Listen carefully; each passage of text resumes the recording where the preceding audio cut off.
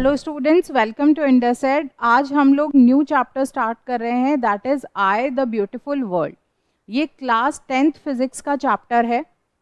Eyes के chapter को पढ़ने से पहले हम लोगों ने लाइट वाला चैप्टर पढ़ा था। लाइट में हमने reflection and refraction of light को पढ़ा। जो हमारा आई वाला चैप्टर है उसमें भी हम रिफ्रैक्शन के फिनोमेना को भी यहाँ पे समझेंगे। और जब हम लाइट पढ़ रहे थे, द रिफ्लेक्शन एंड रिफ्रैक्शन, तो हमने मिरर्स एंड लेंसेज की बात की थी, हमने कुछ ऑप्टिकल इंस्ट्रूमेंट्स की बात की थी। तो जो ये आई वाला हमारा चैप्टर है, ये एक नेचुरल ऑप्टिकल इंस्ट्रूमेंट की बात करता है। अगर हम ह्यूमन आई की बात करें तो ह्यूमन आई कैसा है? It is a natural optical instrument जिसको नेचर ने क्रिएट किया है। हमारी आईज जो हैं इनको किसी ह्यूमन बीइंग ने क्रिएट नहीं किया है, इनको नेचर ने क्रिएट किया है। तो that's why we call it the natural optical instrument.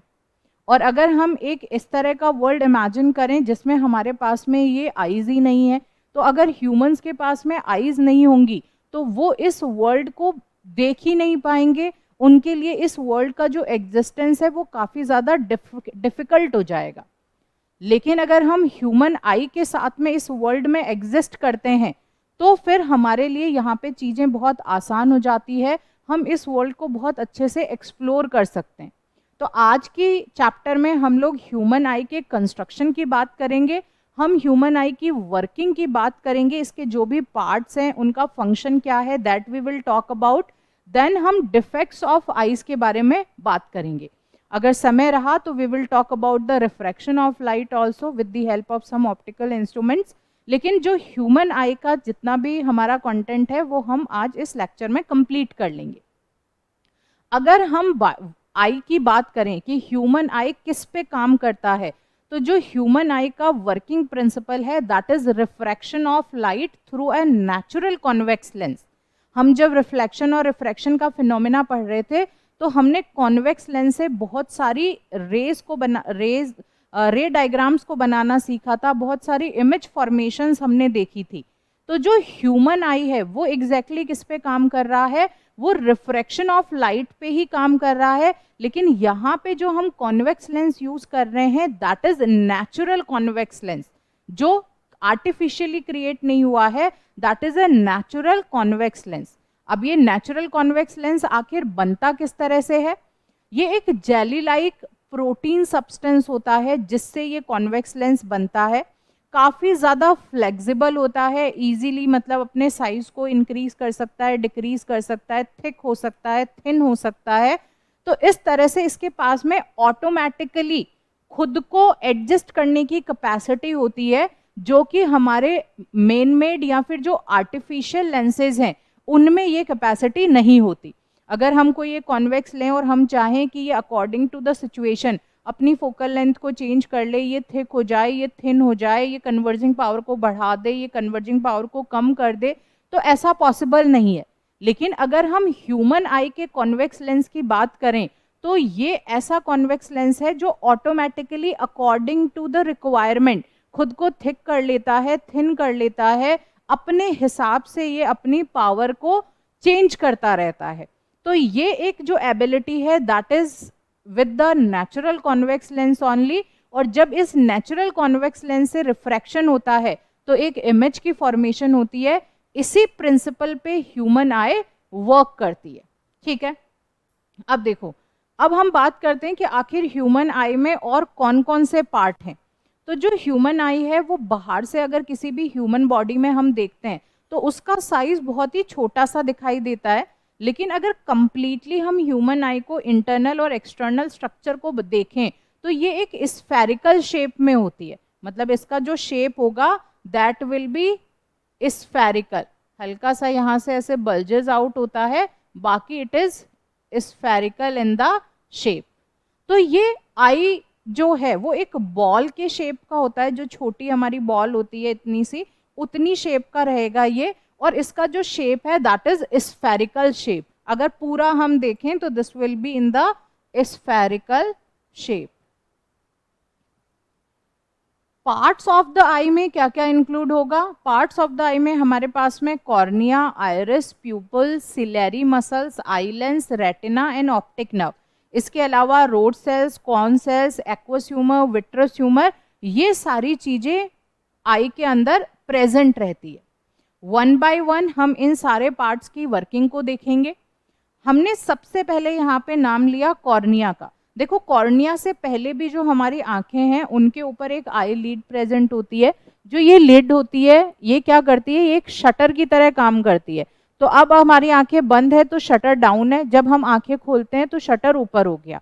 तो ये क्या काम कर रहा है, ये प्रोटेक्शन, कोई भी फॉरेन मटेरियल हमारी आंख के अंदर ना चला जाए, उससे ये हमारी आंखों को प्रोटेक्ट कर रहा है। अब जब हम आई पे आते हैं तो सबसे पहला हमारे पास में जो स्ट्रक्चर है दैट इज कॉर्निया। कॉर्निया कौन सा पार्ट है, जो ये एक्सटर्नली बाहर की साइड में ये जो ऐसे बल्जिंग पार्ट होता है इसे हम लोग बोलते हैं cornea. This is what, this is cornea. Cornea का जो शेप है वो कैसा है, वो कुछ ऐसे कॉन्वेक्स शेप का है। आप इसको देख पा रहे हैं, इस तरह से ये कॉन्वेक्स शेप में है। और जो कॉन्वेक्स शेप है वो किस तरह की होती है, वो कन्वर्जिंग नेचर की होती है। हमने कॉन्वेक्स लेंस के बारे में पढ़ा था। कॉन्वेक्स लेंस कैसा था, कन्वर्जिंग लेंस था। तो मतलब अगर यहाँ पे हमारा कॉर्निया जो है वो भी अगर कन्वर्जिंग है तो इसका, वो भी अगर इस तरह से कॉन्वेक्स की शेप में है तो इसकी भी प्रॉपर्टी कैसी होगी, कन्वर्ज करने की प्रॉपर्टी होगी।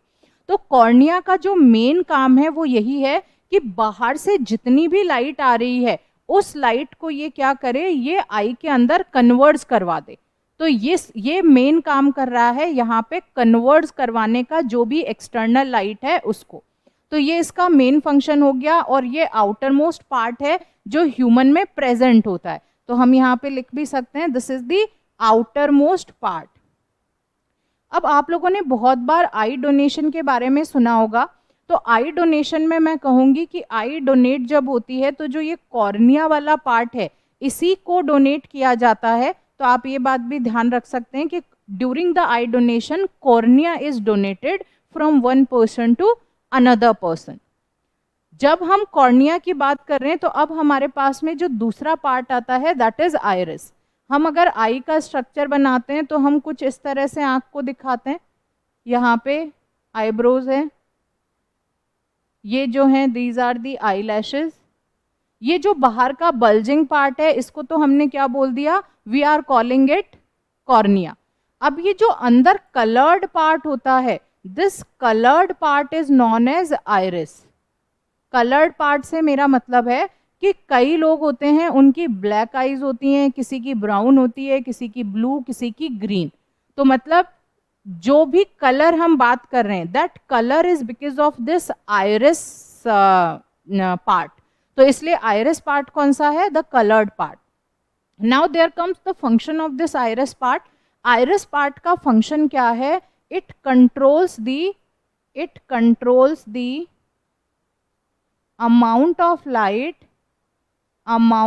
light entering into the eye, amount of light entering into the eye।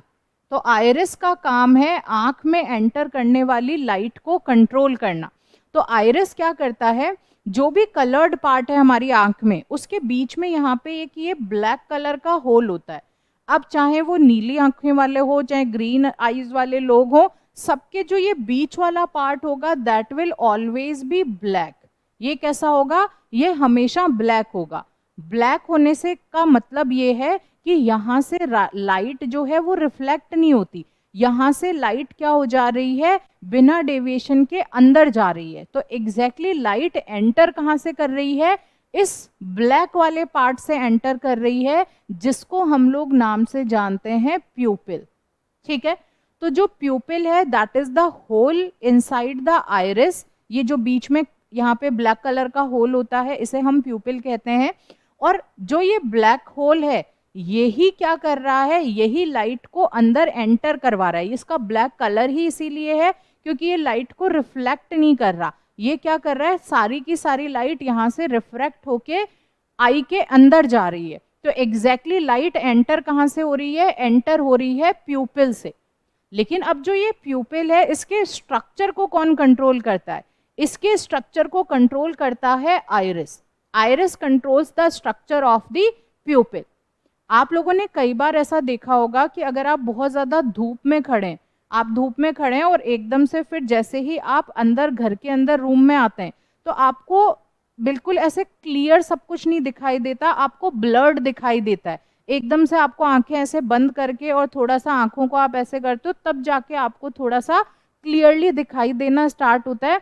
Otherwise आप जैसे ही बाहर से अंदर आओगे आपको चीजें बहुत एग्जैक्टली क्लियर नहीं दिखाई देगी। वैसे ही अगर आप किसी अंधेरे कमरे में बैठे हो और एकदम से आप धूप में जाते हो तो आपकी आंखें ऐसे बंद हो जाती है, आपको ऐसे अपने हाथ लगाना पड़ जाता है आंखों के ऊपर। तो ये जो चीज हो रही है वो किस वजह से हो रही है, इस इन दोनों फिनोमिना में पार्टिसिपेट कौन कर रहा है, आइरिस एंड प्यूपिल। अब देखो पहला वाला केस हमारा क्या है, पहले वाले केस में हमने कहा कि आप धूप में खड़े, ठीक है, जब आप धूप में खड़े हैं तो धूप में मैंने कहा बहुत सारी रेज ऑफ लाइट वहां पे है। अगर बहुत सारी रेज ऑफ लाइट हमारी आंख के अंदर एंटर करेगी तो they can damage the retina. तो हम इतनी सारी लाइट को हमारी आंख में एंटर नहीं करवा सकते क्योंकि हमारी आईज बहुत ज़्यादा सेंसिटिव एक ऑर्गन है, तो ये डैमेज हो सकती है बहुत सारी लाइट के एंटर करने से। तो क्योंकि हम यहाँ पे बहुत सारे, हमारी जो आंख है वो ऑटोमेटेड है, अपने आप काम करती है, तो आई क्या करती है जब वो सनलाइट में खड़े हैं तो ये जो आइरिस है, ये आइरिस क्या करती है, ये जो होल है इसकी थिकनेस को बहुत ही छोटा कर देती है। हम यहाँ पे इसको बना लेते हैं, ये आंख है, दिस इज द आइरिस, और हम धूप में खड़े हैं तो ये होल कैसा हो गया, this is of very small, ठीक है, बहुत ही स्मॉल डायमीटर का ये होल हो गया। अब जब ये इतना छोटा सा होल है तो मतलब इसका मतलब यहाँ से अब लाइट की जो एंट्री होगी वो भी बहुत ही कम होगी। तो क्योंकि प्यूपिल का साइज छोटा हो गया तो प्यूपिल का साइज छोटा होने से यहाँ पे जो भी रेज ऑफ लाइट एंटर कर रही है वो बहुत मिनिमम हो जाती है। तो अब मिनिमम रेज ऑफ लाइट अंदर एंटर कर रही है। अब क्या हुआ, ये जो इंसान था जो अभी बाहर धूप में खड़ा था, अब ये क्या कर रहा है, ये घर के अंदर एंटर कर रहा है किसी भी एक रूम में जिसमें लाइट ऑन नहीं है। तो जब वो रूम के अंदर एंटर कर रहा है, ड्यूरिंग द डे टाइम ही हम बात कर रहे हैं, तो अब क्या हुआ, ड्यूरिंग द डे टाइम अगर रूम के अंदर आया तो रूम के अंदर भी इतनी रोशनी तो नहीं होती है, मतलब बहुत, अगर हमने लाइट वाइट सब ऑन नहीं कर रखी तो बहुत ज़्यादा रोशनी वहाँ पे होती नहीं है। तो अब क्योंकि जो ये इसका प्यूपिल वाला पार्ट है ये बहुत ही छोटा सा हो रखा है, जब छोटा हो रखा है और ये डार्क रूम में एंटर करते हैं या फिर नॉर्मल रूम में भी एंटर करते हैं, तो क्योंकि रेज ऑफ लाइट बहुत ही कम जा रही है अंदर, क्योंकि प्यूपिल का साइज बहुत छोटा है, तो रेज ऑफ लाइट इतनी कम अंदर जा रही है कि उसको सारी चीज़ें क्लियरली दिखाई नहीं देती। तो इसलिए हमें अच्छे से दिखाई नहीं देता जब भी हम धूप से एकदम से किसी कमरे में एंटर करते हैं, क्योंकि प्यूपिल का साइज धूप में छोटा हो गया और जब हम रूम में आए तो वहाँ पे भी छोटा ही साइज था, तो ज़्यादा लाइट एंटर नहीं हुई और हमें चीज़ें एग्जैक्टली दिखाई नहीं दी। लेकिन थोड़ी देर बाद में ये जो प्यूपिल है ये अपने साइज को एडजस्ट कर लेती है और हमें सब चीज़ें आराम से एग्जैक्टली दिखाई देने लग जाती है। अब बात आती है जब हम रूम के अंदर बैठे हैं, हमने कहा हम किसी रूम में बैठे हैं तो वहाँ पे लाइट कम है, कम लाइट होगी लेकिन हमें देखना क्लियरली है, तो फिर आइरिस क्या करता है, आइरिस जो ये प्यूपिल है इसके साइज को बड़ा कर देता है, साइज को बड़ा कर देता है ताकि मैक्सिमम लाइट जो है वो आई के अंदर एंटर कर पाए। तो जब मैक्सिमम लाइट एंटर कर पाएगी तो आराम से हमें क्लियरली दिखाई देगा। लेकिन अब आप सोचो रूम में बैठा हुआ इंसान जिसकी जो प्यूपिल का साइज है वो काफ़ी बड़ा है क्योंकि वो डार्क रूम के अंदर बैठा है ताकि डार्क में उसको बहुत इजीली, तो आप देखो डार्क में हम ऐसे आंखें ऐसे खोल खोल के देखते हैं ताकि आइरिस क्या कर सके, प्यूपिल के साइज को इंक्रीज कर सके। वहीं अगर आप धूप में होते हैं तो आपकी आंखें ऐसे हो जाती है, हम ऐसे कर लेते हैं ताकि आंखें छोटी होगी, आइरिस क्या करेगी उस प्यूपिल को कंट्रैक्ट करवा के उसको छोटा कर देगी, रिलैक्स करवा के उसको छोटा कर देगी। तो अब यहाँ पे हम क्या देख रहे हैं, डार्क रूम में प्यूपिल का साइज काफ़ी बड़ा है। अब अगर ये इंसान एकदम से धूप में जाता है तो धूप में जाते ही एकदम से बहुत सारी लाइट आंख के अंदर एंटर करेगी और इतनी लाइट तो हमारी आईज नहीं सहन कर सकती, तो हमारा ब्रेन तुरंत इसको सिग्नल देगा कि भैया तुम आंखें बंद कर लो एक बार के लिए, प्यूपिल के साइज को थोड़ा सा छोटा हो जाने दो, उसके बाद में आंखें खोलेंगे। तो this is how the iris and pupil control the amount of light which is entering into our eye. तो ये रिलैक्स होती है, कॉन्ट्रैक्ट होती है। तो आइरिस क्या करता है, आइरिस इस प्यूपिल के साइज को इंक्रीज भी करता है, इसको डिक्रीज करता है, और जो भी लाइट एंटर हो रही है हमारी आंखों के अंदर उसको कंट्रोल करता है। तो ये हमारा आइरिस और प्यूपिल का काम हो गया। अब हम यहाँ पे बात करते हैं सिलियरी मसल्स की। देखो, जब हम सिलियरी मसल्स की बात कर रहे हैं तो सिलियरी मसल्स में हमने क्या कहा कि ये कॉर्निया है। कॉर्निया के बाद में यहाँ पे ये कुछ इस तरह से सस्पेंसरी लिगामेंट्स होते हैं, और इन सस्पेंसरी लिगामेंट्स में कुछ मसल्स लगी हुई होती है, and we have our natural convex lens inside this. ठीक है, तो हमारे पास में यहाँ पे ये नेचुरल कॉन्वेक्स लेंस है। ये बिल्कुल यहाँ पे मिडल में हम लोगों को बनाना है, तो यहाँ पे मिड में बना लेते हैं। ठीक है, तो कॉन्वेक्स लेंस है। अब जो सिलेरी मसल्स है वो कहाँ पे है, यहाँ पे जो ये सस्पेंसरी लिगामेंट्स हैं वहीं पे ये सिलेरी मसल्स कहाँ पे है, लिगामेंट्स और जो लेंस है उनके बीच में है। तो सिलेरी मसल्स एग्जैक्टली क्या कर रही हैं, सिलेरी मसल्स जो लेंस है उसको और सस्पेंसरी लिगामेंट्स को कनेक्ट कर रही है। तो यहाँ पे सिलेरी मसल्स बीच में प्रेजेंट है, ये बीच वाले पार्ट में, यहाँ पे भी ये बीच में प्रेजेंट है लिगामेंट्स और लेंस के, ताकि ये क्या कर सके, ताकि ये रिलैक्स और कॉन्ट्रैक्ट हो, उस टाइम में ये लेंस का जो भी साइज है उसको चेंज कर सके। तो अब देखो यहाँ पे एग्जैक्टली क्या होता है, यहाँ पे एग्जैक्टली ऐसा होता है कि जब भी कोई ऑब्जेक्ट है हमारा, अगर कोई ऑब्जेक्ट है जो रखा हुआ है किसी चीज पे, हमें क्या करना है, हमें उसकी जो इमेज बनानी है वो यहाँ पे रेटिना पे बनानी है। दिस इज द रेटिना, ये आई लेंस, आई लेंस ये परफेक्टली कॉन्वेक्स लेंस होता है, तो आप इसको अच्छे से ड्रॉ कीजिएगा। This is convex lens. यहाँ पे हमने कहा लिगामेंट्स प्रेजेंट है, यहाँ पे हमारे पास में ये सिलेरी मसल्स प्रेजेंट है, दिस इज लिगामेंट। देन यहाँ पे कॉर्निया है, कॉर्निया पे ही आइरिस और प्यूपिल रहेगा। ये जो बीच में है that is aqueous humour, aqueous humour. यहाँ जो बीच में है दैट इज विट्रस ह्यूमर। उसके बाद में यहाँ से एक ऑप्टिक नर्व जाती है ब्रेन के पास में, तो this is optic nerve. This is the construction of the eye. Eye के अंदर डायग्राम मैंने बहुत अच्छे से नहीं बनाया है, बट डायग्राम के जो लेबलिंग है वो आपको बहुत अच्छे से आनी चाहिए, और डायग्राम भी आप अच्छे से बना लेंगे। डायग्राम में सबसे पहले पार्ट जो है दैट इज कॉर्निया, तो ये कॉर्निया कुछ इस तरह से बाहर वाला part, then iris pupil, then ये एक्वस ह्यूमर जो कॉर्निया और लेंस के बीच में एक लिक्विड मटेरियल प्रेजेंट होता है। देन यहाँ आई लेंस प्रेजेंट है, यहाँ पे सिलेरी मसल्स है, दीज आर सस्पेंसरी लिगामेंट्स। ये वाला जो पार्ट है लेंस और रेटिना के बीच वाला, उसके अंदर विट्रस ह्यूमर प्रेजेंट होता है, और ये जो विट्रस ह्यूमर है ये आई की शेप को मेंटेन रखने के लिए काम आता है। इसके अंदर कुछ प्रोटीन्स वगैरह होते हैं जो टाइम टू टाइम आई जो है उसको न्यूट्रिशन प्रोवाइड करते रहते हैं। देन यहाँ पे रेटिना है, दिस इज ऑप्टिक नर्व। जो रेटिना है उसी पे rod cells and cone cells present रहेंगे, और जो ऑप्टिक नर्व और रेटिना है उस पे एक यहाँ पे ब्लाइंड स्पॉट नाम से भी पार्ट होता है।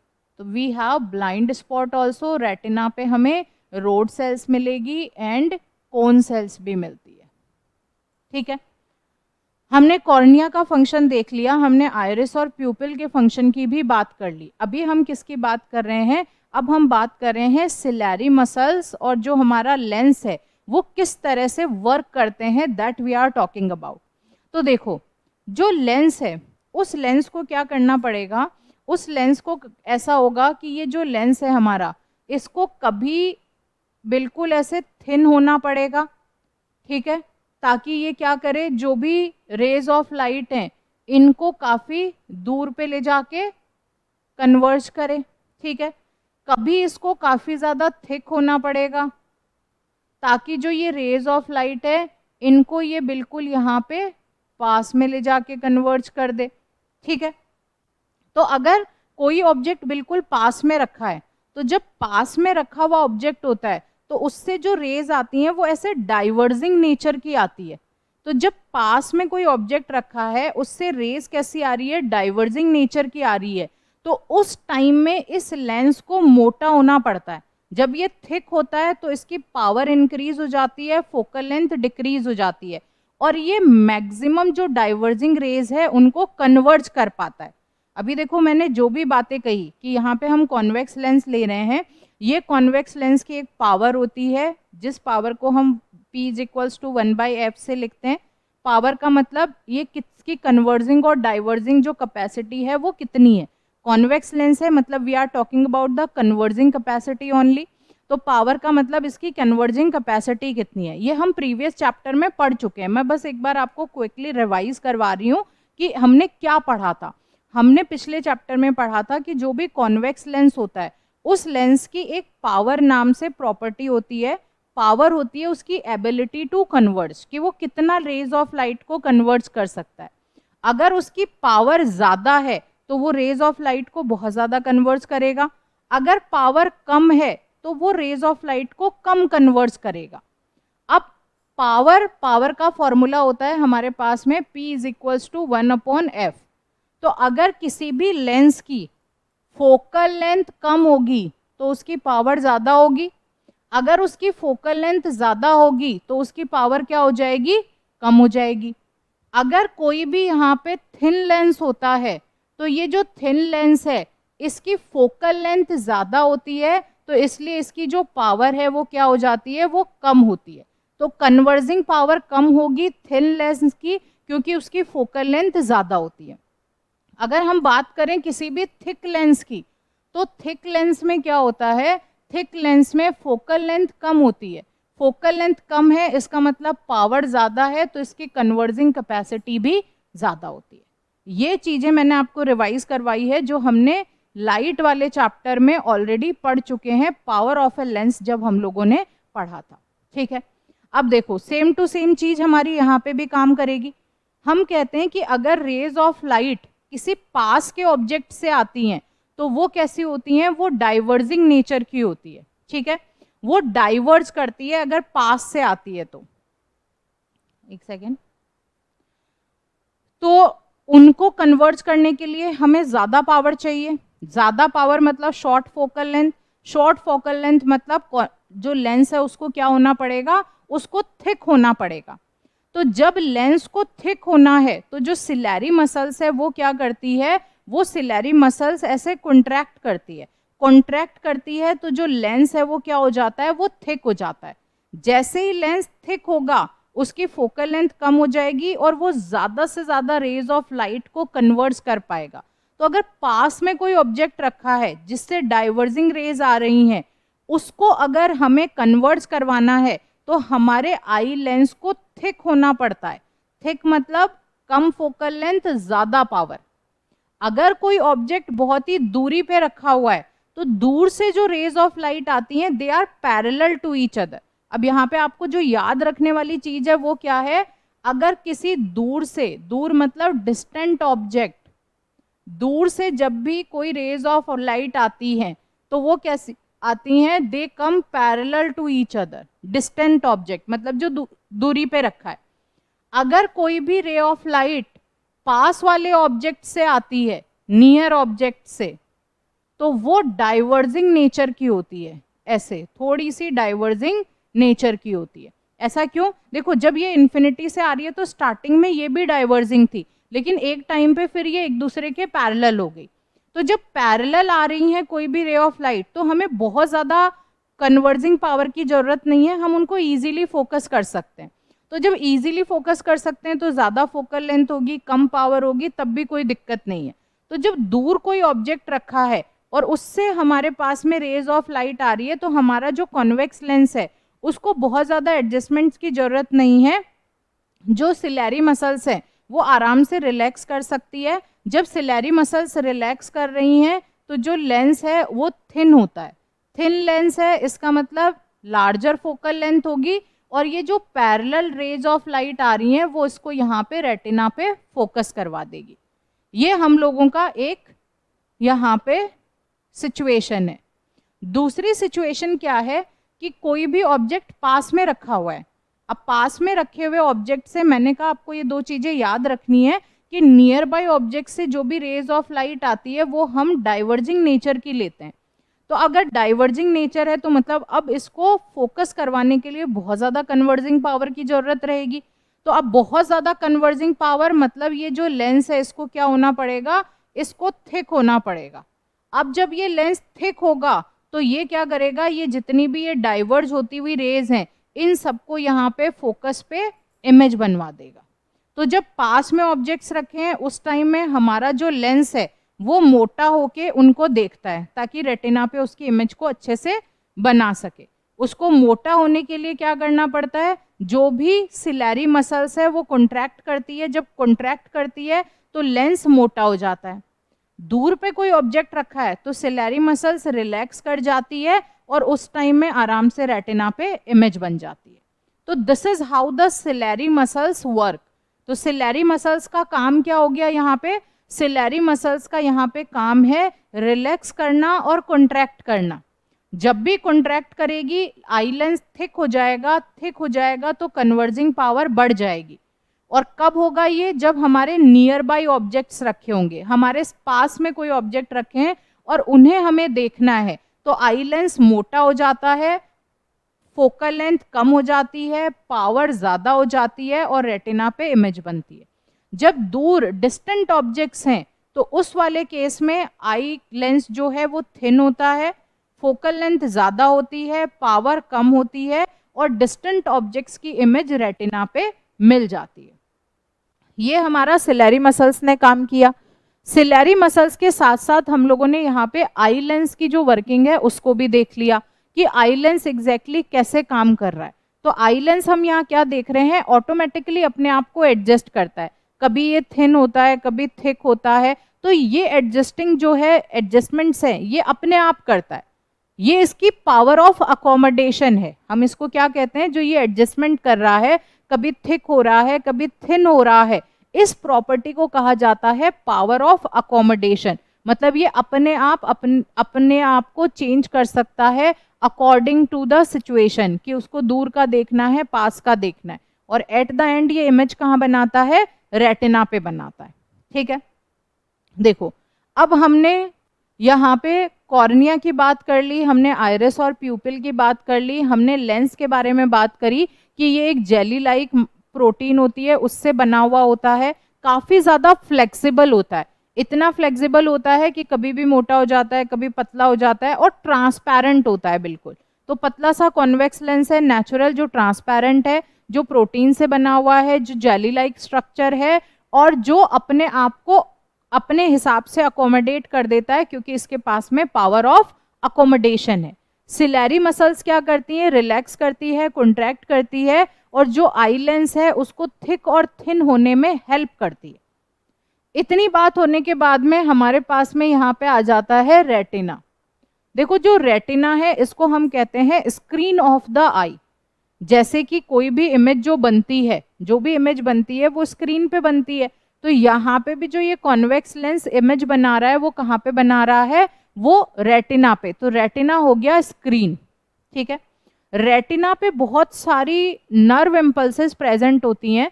तो जो भी इमेज बनती है, मतलब अगर हम किसी ऑब्जेक्ट को देख रहे हैं और ये कॉन्वेक्स लेंस उसको फोकस करवा रहा है रेटिना पे, तो जो भी इमेज बनती है वो इमेज कैसी बनती है, वो रियल बनती है, इन्वर्टेड बनती है, मतलब उल्टी इमेज बनती है रेटिना पे। आप हमेशा ध्यान रखेंगे कि इमेज कैसी बनेगी, हमेशा इन्वर्टेड बनेगी। अब जो ये इन्वर्टेड इमेज है, इस इमेज को जो भी ये ऑप्टिक नर्व है ये क्या करेगी, थ्रू द ऑप्टिकल सिग्नल्स इसे लेके जाती है ब्रेन के पास में। फिर ब्रेन इस इमेज को सीधा करके देखता है। ठीक है, तो रेटिना पे उल्टी बन रही है इमेज, रियल एंड इन्वर्टेड बन रही है, लेकिन उसको सीधा करके कौन देख रहा है, उसको सीधा करके ब्रेन देखता है। और ब्रेन तक इस इमेज को लेके कौन जाता है, ऑप्टिक नर्व लेके जाती है ब्रेन तक। तो इस तरह से ब्रेन तक हमारा मैसेज पहुंच गया। जो ब्रेन है फिर वो इंटरप्रिटेशन कर लेगा, जो भी काम होगा फिर वो ब्रेन का रहेगा। अब जो रेटिना है, रेटिना के ऊपर ही हमने बात की कि रोड सेल्स प्रेजेंट होती है और कॉन सेल्स प्रेजेंट होती है। अब देखो इनका जो लॉजिक है रोड कहने का या कोन कहने का, वो किस वजह से है? वो इनके शेप की वजह से है। कुछ सेल्स हैं जिनका रोड टाइप शेप होता है, कुछ का कोन जैसा शेप होता है। रोड मतलब कुछ इस तरह से, तो इनको हम क्या कह देते हैं? We call them rod cells. कोई है जो इस तरह से कॉनिकल शेप में है, तो हम इनको क्या कह देंगे? We will call them cone cells. These are cone cells. तो हमारे पास में रोड सेल्स है, हमारे पास में कोन सेल्स है। इनका क्या फंक्शन है? जो रोड सेल्स होती हैं they work in the dim light. इनका काम है डिम लाइट में काम करने का।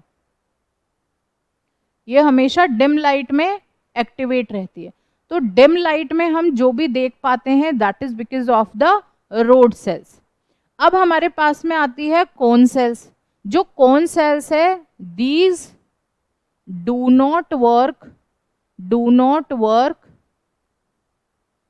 इन डिम लाइट। ये डिम लाइट में काम नहीं करती। ठीक है, तो मैं क्या कह रही हूं, हमारी जो ह्यूमन आई है उस पे एक पार्ट है दैट इज रेटिना। रेटिना पे दो तरह की सेल्स प्रेजेंट होती है, one is rod cells, another one is cone cell. जो रोड सेल्स है वो डिम लाइट में काम करती है, जो कोन सेल्स है वो डिम लाइट में काम नहीं करती।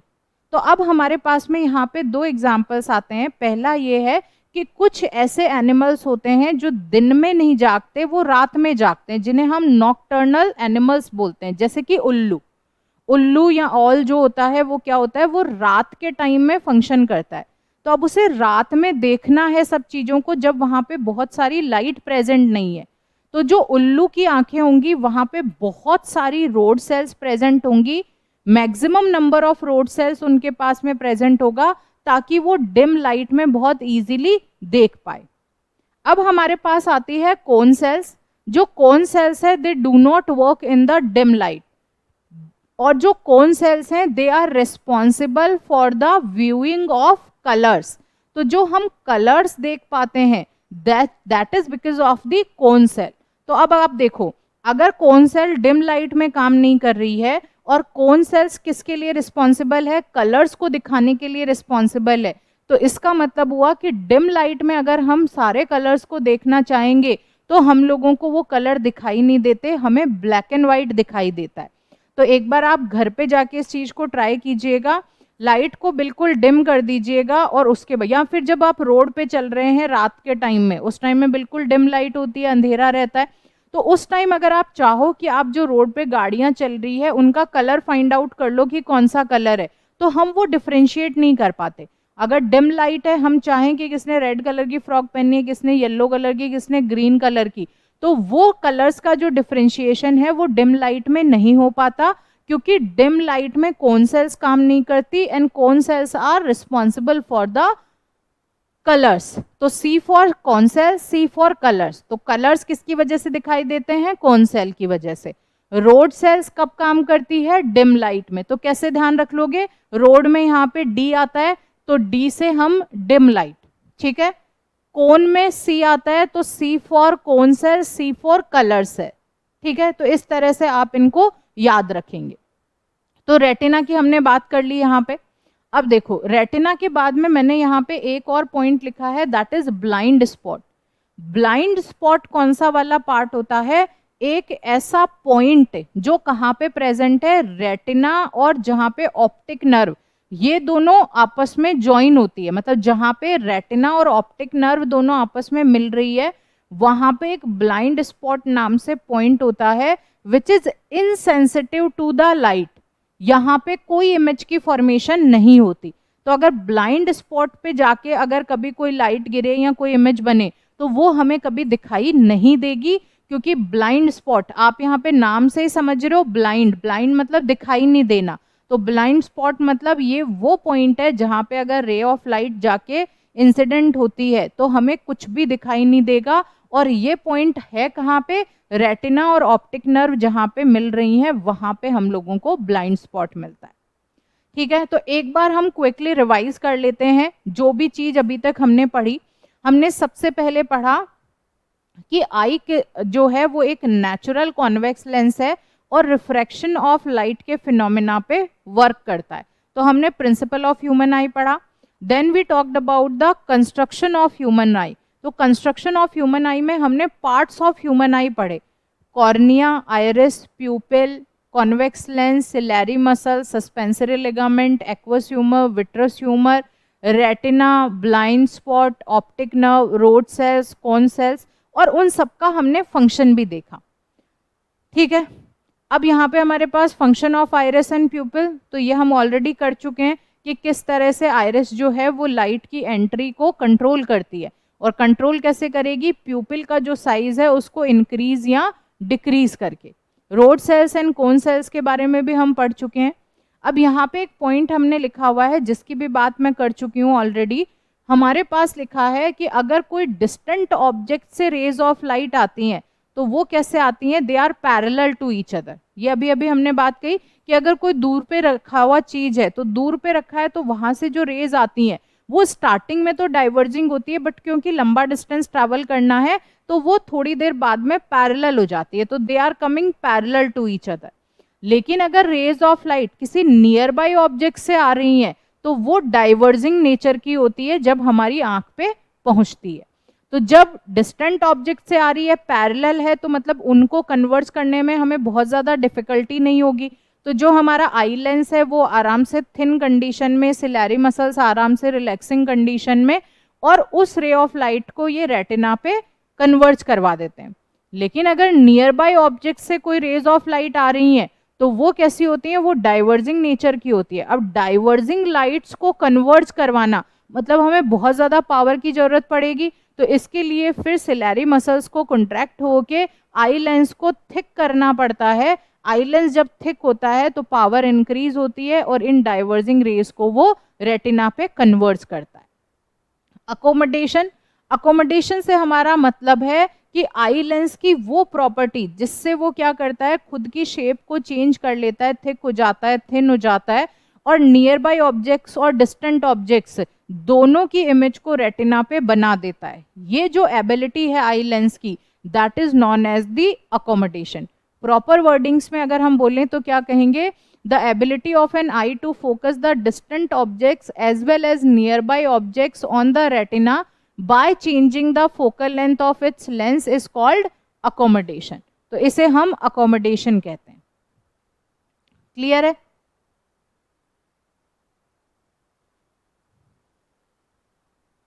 चलो उसके बाद हमारे पास में बात आती है range of vision of a normal human आई। मतलब कोई भी एक नॉर्मल इंसान है तो उसकी रेंज क्या होती है, तो रेंज है ये डिस्टेंट ऑब्जेक्ट्स में इन्फिनिटी तक देख सकता है बहुत आराम से। जैसे अगर हम लोग रात के टाइम में देखें तो हम तारों को देख सकते हैं जो कि इनफाइनाइट डिस्टेंस पे है। हम दिन के टाइम में देखें तो हम सन को देख सकते हैं जो कि एक इनफाइनाइट डिस्टेंस पे है।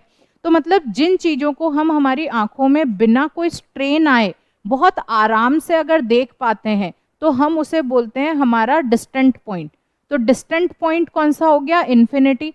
तो इन्फिनिटी में हम आराम से, हमारी आंखों में कोई स्ट्रेन नहीं आ रहा और हम इजीली देख पा रहे हैं, तो वो स्टार्स हैं, वो हमारा सन है, मून है, तो ये सब काफ़ी लंबी दूरी पे है, तो हम इसे इनफाइनाइट डिस्टेंस बोल सकते हैं।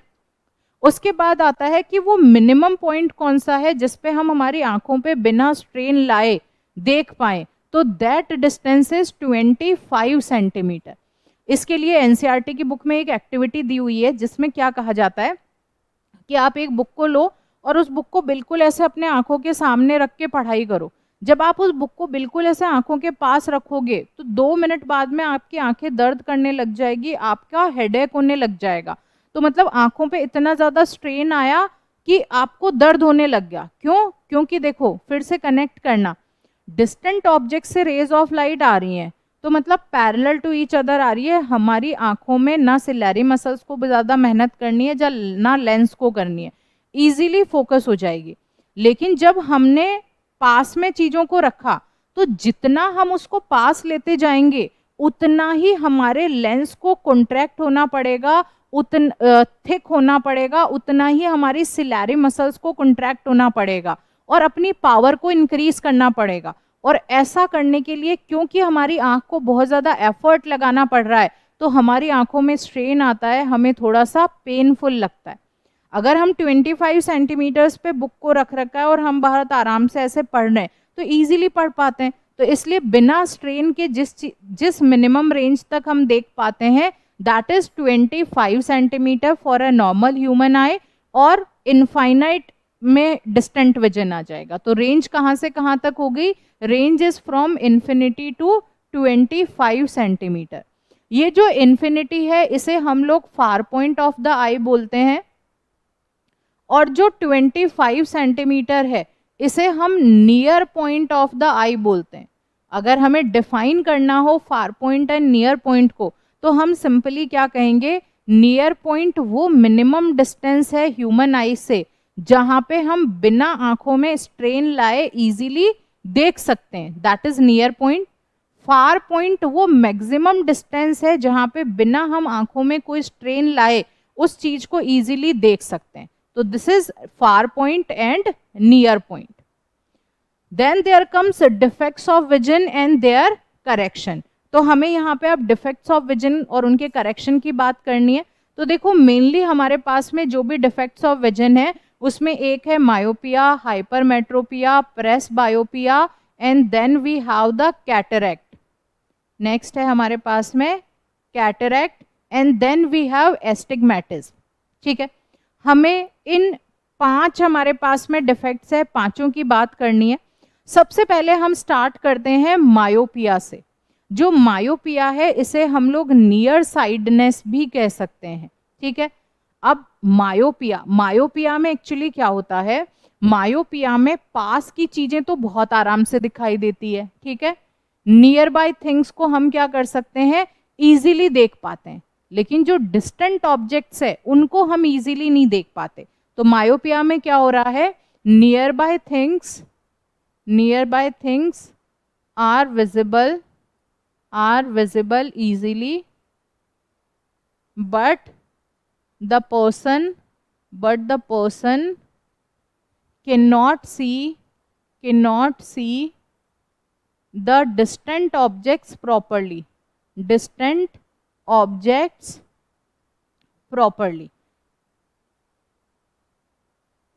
ठीक है, तो अगर कोई भी इंसान पास की चीजों को तो आराम से देख पा रहा है लेकिन दूर की चीजों को इजीली नहीं देख पा रहा, तो इसका मतलब क्या हुआ, इसका मतलब है कि the person is suffering from the myopia. अब बात आती है कि आखिर ये जो मायोपिया है ये मतलब होता क्यों है, इसका कारण क्या है। तो देखो मायोपिया को हम क्या कहते हैं, मायोपिया को हम शॉर्ट साइडनेस भी कहते हैं, कि मतलब पास का आराम से दिखाई दे रहा है। नियर साइडनेस मतलब पास का बहुत आराम से दिखाई दे रहा है बट दूर को हम नहीं इजीली देख पाते। तो if a person can not see the distant objects clearly then we say that the person is suffering from the myopia. अब इसके अंदर क्या होता है, the far point becomes less than infinity. अभी अभी हमने पढ़ा कि जो नॉर्मल ह्यूमन आई है उसकी रेंज होती है इन्फिनिटी से 25 सेंटीमीटर, लेकिन अगर किसी ऑब्जेक्ट को इनफाइनाइट डिस्टेंस तक इजीली दिख ही नहीं रहा है, दूर का उसको आराम से दिख ही नहीं रहा, इसका मतलब उसका जो इनफाइनाइट जो फार पॉइंट है वो कहीं पे शिफ्ट हो गया। तो हम इसको कैसे दिखाते हैं, फॉर एग्जाम्पल अगर ये आई है, ठीक है, और इस आई में ये this is the cornea, this is retina, ये कॉर्निया है, ये रेटिना है। अगर कोई ऑब्जेक्ट इनफाइनाइट पे है और वो आ रहा है और वो रेटिना पे इमेज बना रहा है देन इट इज नॉर्मल आई, आराम से हो रहा है। लेकिन अगर किसी ऑब्जेक्ट का ये जो इनफाइनाइट डिस्टेंस है वो फार पॉइंट किसी पॉइंट यहाँ पे एफ पे शिफ्ट हो गया तो फिर ऑब्जेक्ट क्या होगा, then the person is suffering from the myopia. होता क्यों है ये defect, the defect is cause due to high converging power of the eye lens, ठीक है, due to short focal length and due to eyeball being too long. ठीक है, दोनों को समझते हैं। मैंने कहा कोई भी ऑब्जेक्ट है इनफाइनाइट पे रखा हुआ है। अब जब इनफाइनाइट पे रखा है और यहाँ पे हमने कहा कि इसका ये लेंस प्रेजेंट है, ठीक है, ये लेंस प्रेजेंट है, जो भी रेज ऑफ लाइट आई इसने क्या किया, उनको कन्वर्ट कर दिया इन फ्रंट ऑफ रेटिना। जो इमेज है वो कहाँ बननी चाहिए थी, वो रेटिना पे बननी चाहिए थी, लेकिन जिस इंसान को मायोपिया हो जाता है उसकी इमेज रेटिना पे नहीं बन के रेटिना से पहले बन गई, पहले बन गई, इसका मतलब फोकल लेंथ कम हो गई और कन्वर्जिंग पावर क्या है, इंक्रीज है। तो अगर लेंस की हाई कन्वर्जिंग पावर है, फोकल लेंथ कम है, तो उस वाले केस में जो इमेज है वो रेटिना से पहले बन जाती है, और अगर रेटिना पे नहीं बनेगी तो हमें दिखाई नहीं देगा। तो इसे हम कहते हैं मायोपिया। अब बात आती है कि आखिर अब इसको करेक्ट कैसे किया जाए। मतलब एक तो केस ये हो गया कि हाई कन्वर्जिंग पावर होने की वजह से, शॉर्ट फोकल लेंथ होने की वजह से जो इमेज है वो रेटिना से पहले बन रही है, इसलिए मायोपिया हो रहा है। दूसरा हम क्या कहते हैं कि दूसरा ऐसा भी हो सकता है कि किसी का जो ये आई बॉल है, मैंने कहा कि आई बॉल स्फेरिकल शेप का होता है, काफी बड़ा होता है। कई बार अगर आंखें बहुत ज्यादा बड़ी बड़ी हैं, आई बॉल अगर बहुत बड़ा है, तो उस केस में क्या होगा, रेटिना ऐसे बहुत बड़ा हो जाएगा पीछे की तरफ।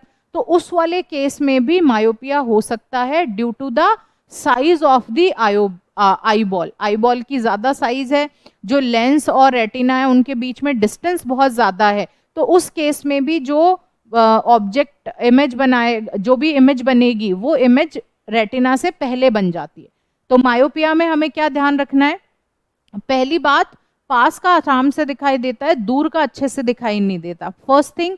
दूसरा, होता किस वजह से है, ये होता इस वजह से है कि जो फार पॉइंट है वो इन्फिनिटी से पहले शिफ्ट हो गया, अब इन्फिनिटी नहीं है फार पॉइंट। और हो क्या रहा है इसके अंदर, जो इमेज बन रही है वो रेटिना से पहले बन रही है। रेटिना से पहले कब बनेगी, जब हाई कन्वर्जिंग पावर है, जब हमारा ऑब्जेक्ट थिक हो गया, जब हमारा आई लेंस थिक हो गया है, फोकल लेंथ कम हो गई। तो फोकल लेंथ कम हो जाती है, कन्वर्जिंग पावर इंक्रीज हो जाती है, जो लेंस है वो थिक हो जाता है, और फार पॉइंट जो है वो इनफाइनाइट से पहले शिफ्ट हो जाता है। इसकी वजह से रेटिना से पहले इमेज बन जाती है। दूसरा कारण क्या हो सकता है, कई बार आई बॉल का साइज बड़ा है, कॉन्वेक्स लेंस और रेटिना के बीच की डिस्टेंस बहुत ज्यादा है, उसकी वजह से भी इमेज रेटिना से पहले बन जाती है।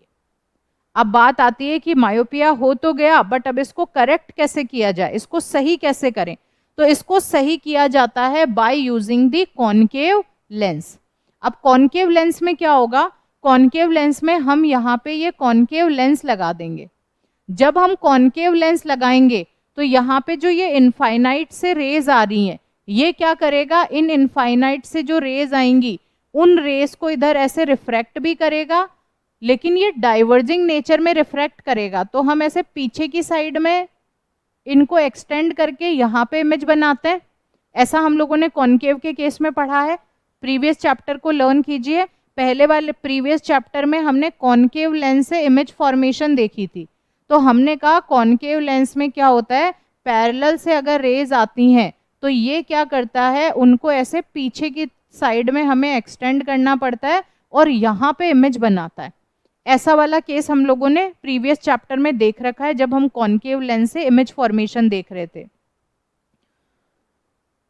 तो देखो, इनफाइनाइट पे कोई ऑब्जेक्ट था, उस इनफाइनाइट के ऑब्जेक्ट की रेज यहाँ पे आई, पहले कॉनकेव मिरर कॉनकेव लेंस पे गिरी, कॉनकेव लेंस ने उस इनफाइनाइट की जो इमेज है वो कहाँ पे बना दी, जो फार पॉइंट था, जिस फार पॉइंट पे उस इंसान का इनफाइनाइट पॉइंट शिफ्ट हो गया है, जो फार पॉइंट जिस पॉइंट पे शिफ्ट हो गया वहां पे इमेज बनी।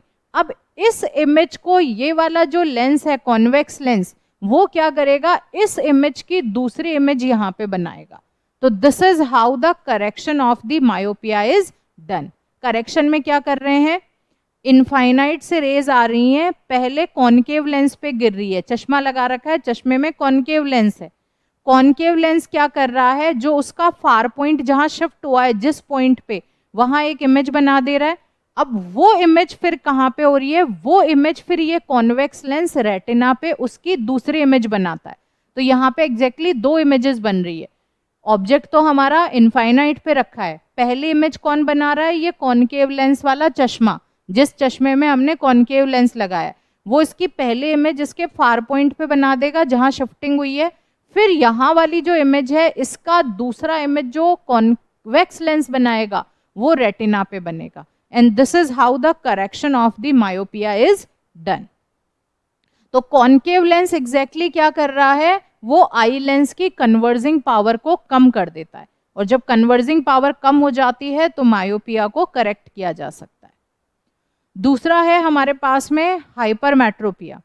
देखो हाइपरमेट्रोपिया जो है इसे हम लोग लॉन्ग साइडनेस या फिर फार साइडनेस के नाम से भी जानते हैं। लॉन्ग साइडनेस का मतलब दूर का तो बहुत आराम से दिखाई दे रहा है, लेकिन पास का अच्छे से नहीं दिखाई दे रहा। तो जो भी इंसान होगा उसको नियर बाई ऑब्जेक्ट्स क्लियरली दिखाई नहीं देंगे, उसको दूर के ऑब्जेक्ट्स बहुत अच्छे से दिखाई देंगे।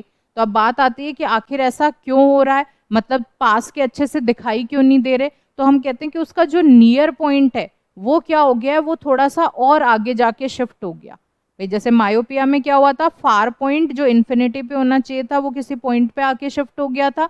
हाइपरमेट्रोपिया में जो नियर पॉइंट 25 सेंटीमीटर पे है वो 25 से थोड़ा आगे जाके शिफ्ट हो गया। ठीक है, अब होता क्यों है हाइपरमेट्रोपिया, इसका क्या कारण है? तो इसका कारण है, हो सकता है जो आई लेंस है वो आई लेंस की कन्वर्जिंग पावर कैसी हो, कम। तो अगर आई लेंस की कन्वर्जिंग पावर कम है तो वो नियर बाई ऑब्जेक्ट से जो डाइवर्जिंग लाइट आ रही है उसको इजीली कन्वर्ज नहीं करवा पाएगा और उसकी वजह से उसको दिखाई नहीं देगा। दूसरा ऐसा भी हो सकता है कि आई बॉल जो है वो बहुत ही छोटी है, इतनी छोटी है कि जो रेटिना पे इमेज बननी चाहिए थी वो रेटिना के बाद में बन रही है। ठीक है, तो जब कन्वर्जिंग पावर कम है तो उस वाले केस में क्या होगा, जो ये कॉन्वेक्स लेंस है और यहाँ पे ये रेटिना है, जो रेज ऑफ लाइट आएंगी उनको ये रेटिना के पीछे कन्वर्ज करवाएगा क्योंकि इसकी कन्वर्जिंग पावर कम है।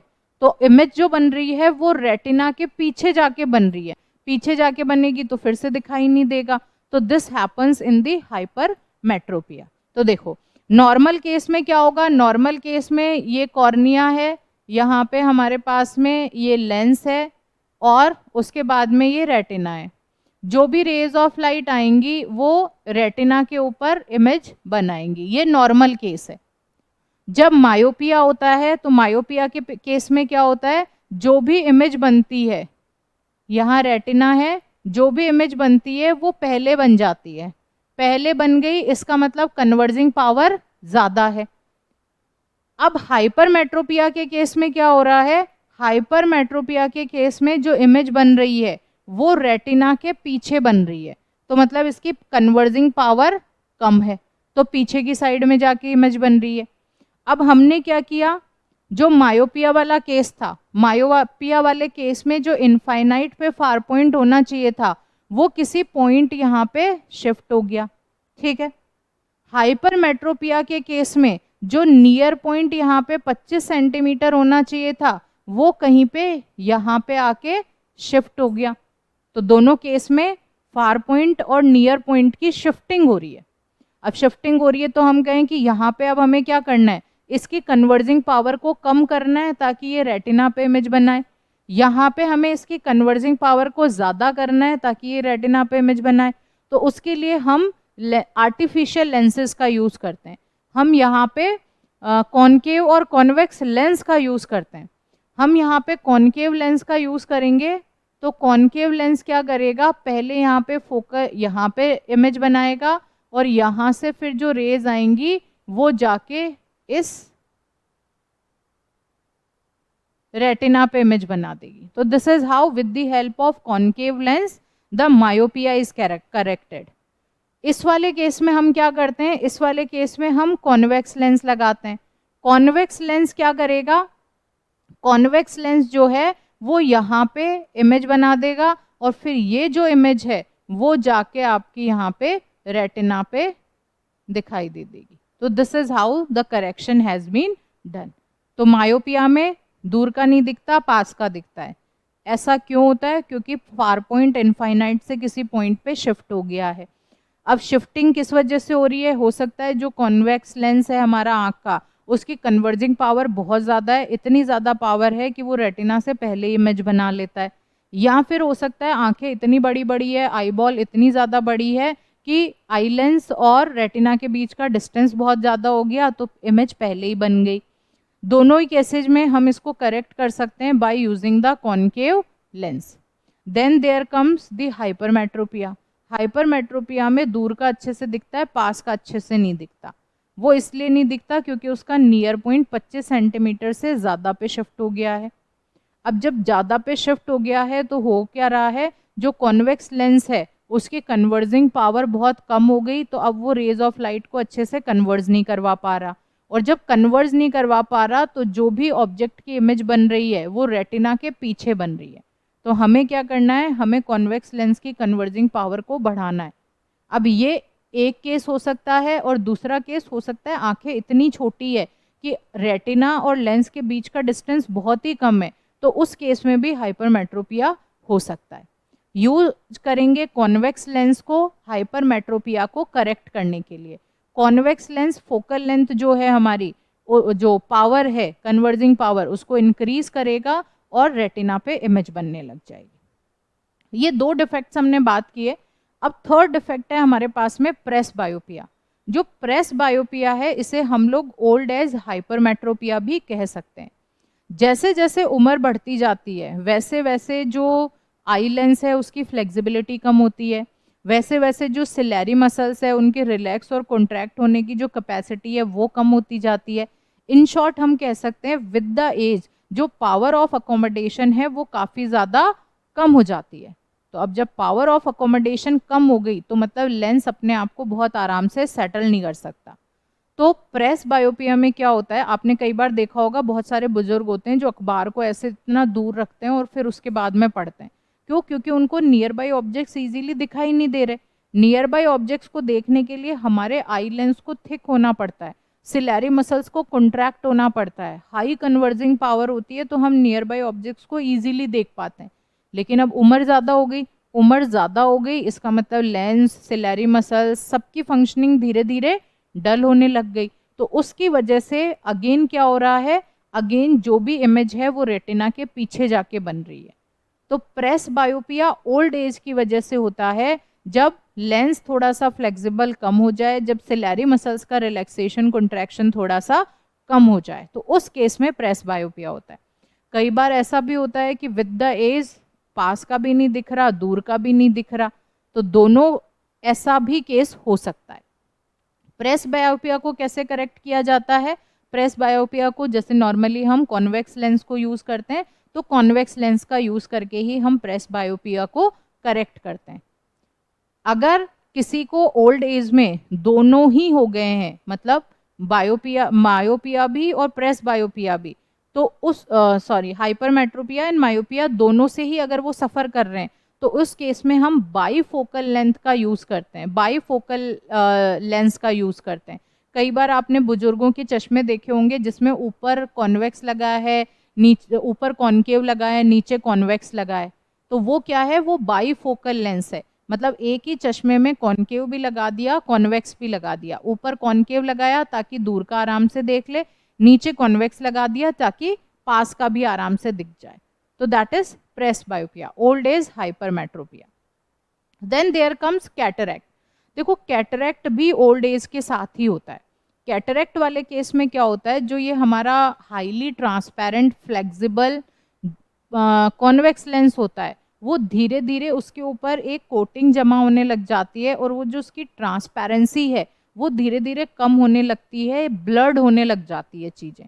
तो जब हमारा कॉन्वेक्स लेंस खुद ही ब्लर्ड हो रहा है, जब उसकी ट्रांसपेरेंसी ही कम हो रही है, तो फिर वो रेज ऑफ लाइट को बहुत अच्छे से रिफ्रैक्ट नहीं करवा पाता और धीरे धीरे दिखना कम हो जाता है। अब धीरे धीरे जब दिखना कम हो जाता है तो ऐसा भी हो सकता है, there is this possibility also, कि ऐसा टाइम आए कि वो जो लेंस है वो इतना ज़्यादा ब्लर्ड हो जाए कि कंप्लीटली आँखों की रोशनी चली जाए, फिर आँखों से बिल्कुल ही दिखाई ना दे। अब कैटरैक्ट को हम कभी भी स्पेक्स लगा के सही नहीं कर सकते। कैटरैक्ट को हमें अगर करेक्ट करना है तो उसके लिए हम लोगों को सर्जरी की ज़रूरत पड़ती है।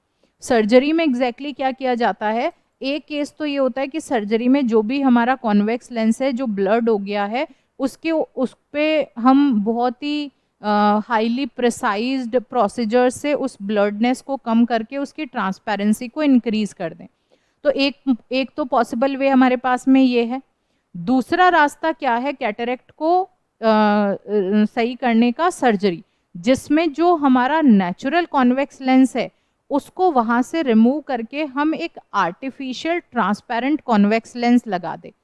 तो जब आर्टिफिशियल कॉन्वेक्स लेंस लगा दिया जाता है तो वो काफ़ी ज़्यादा ट्रांसपेरेंट रहता है और फिर वो नेचुरल कॉन्वेक्स लेंस की तरह ही काम करेगा। उसके साथ में स्पेक्स भी लगाए जाते हैं और इस तरह से कैटरैक्ट को हम क्योर कर सकते हैं। जो हमारा ये डिफेक्ट ऑफ विजन है उसको हम इस तरह से क्योर कर सकते हैं।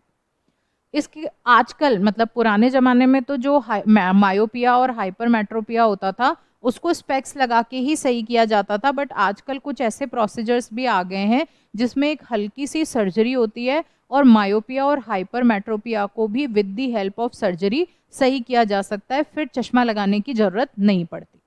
अब देखो, एक हमारा एस्टिग्मेटिज्म है वो रह गया। एस्टिग्मेटिज्म में एग्जैक्टली क्या होता है, जो भी इंसान है उसे जो ये ऐसी स्ट्रेट लाइंस होती हैं वो स्ट्रेट लाइंस बिल्कुल ऐसे सीधा नहीं दिख के उसको हल्की सी ऐसे टेढ़ी दिखाई देती है। ये कुछ ऐसे इसको टेढ़ी दिखाई देगी, ठीक है। तो आप दोनों में डिफरेंस देख रहे हो। ये है नॉर्मल विजन जिसको स्ट्रेट लाइन स्ट्रेट ही दिख रही है, लेकिन ये वाला कौन सा है, ये एस्टिग्मेटिज्म वाला प्रॉब्लम जिसके अंदर नॉर्मल लाइंस नॉर्मल नहीं लिख के थोड़ी सी आड़ी टेढ़ी दिखाई देती है। तो ये वाला जो केस है इसको हम एस्टिग्मेटिज्म कहते हैं और इसको क्योर किया जा सकता है bye using the cylindrical lenses. By using cylindrical lenses the astigmatism can be cured. एक बार रिवाइज करवा देती हूँ जो भी आज हमने पढ़ा है उसको, और उसके बाद में जो हमारा नेक्स्ट लेक्चर होगा उसमें we will be talking about the refraction of light, ठीक है। आज हमने सबसे पहले आई के प्रिंसिपल की बात की, then we talked about the construction of eye. Eye के जितने भी पार्ट्स हैं उनको हमने फंक्शंस के साथ में जाना कि उनका क्या काम रहता है। देन वर्किंग ऑफ आई में हमने वही, आई में सबसे पहले रेज ऑफ आई लाइट आएंगी, कॉर्निया पे एंटर करेगी, कॉर्निया से लेंस पे जाएगी, लेंस उनको फोकस करवाएगा रेटिना पे, फिर रेटिना से जो भी इमेज बनी है वो ऑप्टिक नर्व ब्रेन में लेके जाती है और ब्रेन फिर बताती है कि आखिर हमें आगे क्या करना है। तो this is how the eye works. देन हम लोगों ने बात की डिफेक्ट्स ऑफ आई, तो उसमें myopia, hypermetropia, presbyopia, cataract and astigmatism, ये 5 हम लोगों ने डिफेक्ट्स पढ़े। मायोपिया में दूर का नहीं दिखता, पास का दिखता है, कॉन्केव लेंस लगा के हम इसको सही कर सकते हैं। होता किस वजह से है, हाई कन्वर्जिंग पावर होने की वजह से रेटिना से पहले ही इमेज की फॉर्मेशन हो जाती है, या फिर आईबॉल बहुत बड़ी होती है तो उस केस में भी रेटिना से पहले इमेज फॉर्मेशन हो जाती है। प्रेस बायोपिया, प्रेस बायोपिया में नियर पॉइंट हमारा 25 सेंटीमीटर से थोड़ा आगे खिसक जाता है तो हमें पास की चीज़ें दिखाई नहीं देती, दूर की हमें क्लियरली दिखाई देती है। अब इसका कारण क्या हो सकता है, इसका कारण है नियर पॉइंट का शिफ्ट होना, इसके साथ ही जो कन्वर्जिंग पावर है वो कम होना। कम कन्वर्जिंग पावर होने की वजह से जो भी इमेज की फॉर्मेशन है वो रेटिना के आगे बनता है और रेटिना से पीछे बनेगा, रेटिना के पीछे बनेगा तो चीज़ें दिखाई नहीं देगी। या फिर आईबॉल बहुत ही छोटी है उस वजह से भी इमेज की फॉर्मेशन रेटिना के पीछे हो सकती है। कॉन्वेक्स लेंस को यूज़ करके हम प्रेस बायोपिया, हाइपरमेट्रोपिया को करेक्ट कर सकते हैं। देन प्रेस बायोपिया, प्रेस बायोपिया को हम ओल्ड एज हाइपरमेट्रोपिया कहते हैं जो एज की वजह से होता है। इसमें हम कॉन्वेक्स लेंस का यूज़ करेंगे और इनकेस अगर किसी ओल्ड एज पर्सन को मायोपिया, हाइपरमेट्रोपिया दोनों है तो हम बाई फोकल लेंस का यूज़ करेंगे जिसमें कॉन्केव कॉन्वेक्स दोनों तरह के लेंसेज प्रेजेंट होंगे। कैटरैक्ट, कैटरैक्ट में जो भी लेंस है वो ब्लर्ड हो जाता है, विजन ब्लर्ड हो जाता है, धीरे धीरे उसके ऊपर आई का जो आई लेंस है वो ट्रांसपेरेंट नहीं रहता, तो इसको हम सर्जरी से क्योर कर सकते हैं। पहली बात तो ये है कि जो ब्लडनेस है उसको हटा दें, दूसरा हम लेंस को ही चेंज कर दें। एस्टिग्मेटिज्म में जो सीधी सीधी लाइंस है वो सीधी नहीं दिख के सिलेंड्रिकल टेढ़ी दिखती है, तो इसको हम सिलेंड्रिकल लेंसेज का यूज़ करके क्योर कर सकते हैं। ओके स्टूडेंट्स, तो अभी हमारी आज की क्लास यहीं पे ओवर होती है। नेक्स्ट जो हमारी क्लास होगी उसमें हम ऑप्टिकल इंस्ट्रूमेंट से लाइट किस तरह से रिफ्रैक्ट होता है, हमारी डेली लाइफ में कोई कौन कौन से फिनोमेना है जहाँ पे रिफ्रैक्शन ऑफ लाइट हमें दिखाई देता है, that we will talk about. Hello students, welcome to इंडरसेट। आज हम लोग क्लास 10th के chapter human eye the colourful world का लेक्चर नंबर 2 करने वाले हैं। प्रीवियस लेक्चर में हम लोगों ने ह्यूमन आई के पार्ट्स के बारे में पढ़ा था, उसकी working and the defects of eyes को समझा था और उनका करेक्शन कैसे किया जाएगा, that also we discussed about. आज के लेक्चर में हम लोग refraction of light through a prism देखेंगे। हम डिस्पर्जन की बात करेंगे कि प्रिज्म से डिस्पर्जन ऑफ लाइट कैसे होता है। उसके बाद में हम लोग एटमॉस्फेरिक रिफ्रैक्शन के फिनोमेना को समझेंगे और उससे रिलेटेड जो डे टू डे लाइफ में कुछ हम लोगों को ऑब्जर्वेशंस होते हैं उनका एक्सप्लेनेशन करेंगे। Then we will be talking about the scattering of light और स्कैटरिंग ऑफ लाइट की वजह से किस तरह के चेंजेस या फिर किस तरह के फिनोमेनाज हमारी डेली लाइफ में देखने को मिलते हैं, किस वजह से वो फिनोमेनाज होते हैं, उन सबको हम डिस्कस करने वाले हैं। सबसे पहले हमारे पास में है refraction of light through a prism. देखो, अगर हम प्रिज्म की बात करें तो आप लोगों ने सब लोगों ने प्रिज्म को देख रखा होगा, ग्लास का मटेरियल होता है, ठीक है। अब जब हम प्रिज्म को रिप्रेजेंट करते हैं, जब भी उसको ड्रॉ करते हैं, तो हम कुछ इस तरह से इस प्रिज्म को ड्रॉ करते हैं। इसमें रिफ्रैक्शन हो रहा है, रिफ्रैक्शन हो रहा है मतलब यहाँ पे कोई रे ऑफ लाइट है जो इसके ऊपर इंसिडेंट कर रही है। अब देखिए, जब भी कोई रे ऑफ लाइट यहाँ पे इंसिडेंट करेगी तो हमने कहा अगर कोई रे ऑफ लाइट इसके ऊपर इस तरह से नॉर्मली इंसिडेंट करती है तो उसमें तो कोई रिफ्रैक्शन हम लोगों को देखने को मिलेगा नहीं, क्योंकि नॉर्मली अगर कोई भी लाइट इंसिडेंट होती है तो वो अपने सेम पाथ पे चलती है, वो अपने पाथ से डेविएट नहीं होती। तो अगर हमारे पास में कोई भी रे ऑफ लाइट है और वो इस तरह से इसके सरफेस पे परपेंडिकुलरली जा रही है तो इसके परपेंडिकुलर ही जाती रहेगी, उसमें डेविएशन नहीं होगा। तो जब भी हमें रिफ्रैक्शन के फिनोमेना को देखना होता है, हम क्या करते हैं, हम जो भी रे ऑफ लाइट है उसको ऑब्लिकली किसी भी सरफेस पे इंसिडेंट करवाते हैं। तो ये इसका परपेंडिकुलर है, हमने किसी एंगल आई पे एक रे ऑफ लाइट को यहाँ पे इंसिडेंट करवाया। यहाँ पे ये जो रे है this is known as incident ray, हम इसे इंसिडेंट रे कह रहे हैं। और जो नॉर्मल और इंसिडेंट रे के बीच का एंगल होता है that is known as the angle of incidence. अब आप यहाँ पे देखेंगे कि ये वाला जो मीडियम है that is the air medium, या फिर हम कह सकते हैं कि ये थोड़ा सा रेयरर मीडियम है in comparison to the prism. ये यहाँ पे ग्लास का मीडियम है और जो ग्लास है that is optically denser than the air. तो हमारे पास में एक यहाँ पे rarer medium, optically rarer medium, दूसरा we are having the optically denser medium. हो क्या रहा है, इंसिडेंट रे यहाँ पे नॉर्मली इसके ये नॉर्मल के साथ एक एंगल ऑफ इंसिडेंस बना रही है I1, यहाँ पे इंसिडेंट होती है। और क्योंकि ये रे ऑफ लाइट जो है वो रेयरर से डेंसर मीडियम में जा रही है, तो जब भी कोई रे रेयरर से डेंसर मीडियम में जाती है तो वो टूवर्ड्स द नॉर्मल शिफ्ट हो जाती है। तो अब आप देखिए, जब ये इंसिडेंट रे यहाँ पे इंसिडेंट हुई तो टेक्निकली इसको इस डायरेक्शन में इस तरह से बिना डेविएट हुए चले जाना था, बिल्कुल स्ट्रेट लाइन में। हम क्लास 7th में एक एक्टिविटी परफॉर्म करते हैं और बताते हैं कि जो रे ऑफ लाइट है that travels in a straight path. तो अगर स्ट्रेट पाथ में ये ट्रैवल कर रही है तो मतलब इसको बिल्कुल ऐसे सीधा सीधा चला जाना चाहिए, लेकिन क्योंकि यहाँ पे मीडियम चेंज हो गया और मीडियम चेंज होने की वजह से यहाँ पे जो भी रे ऑफ लाइट है उसकी स्पीड चेंज हो जाती है।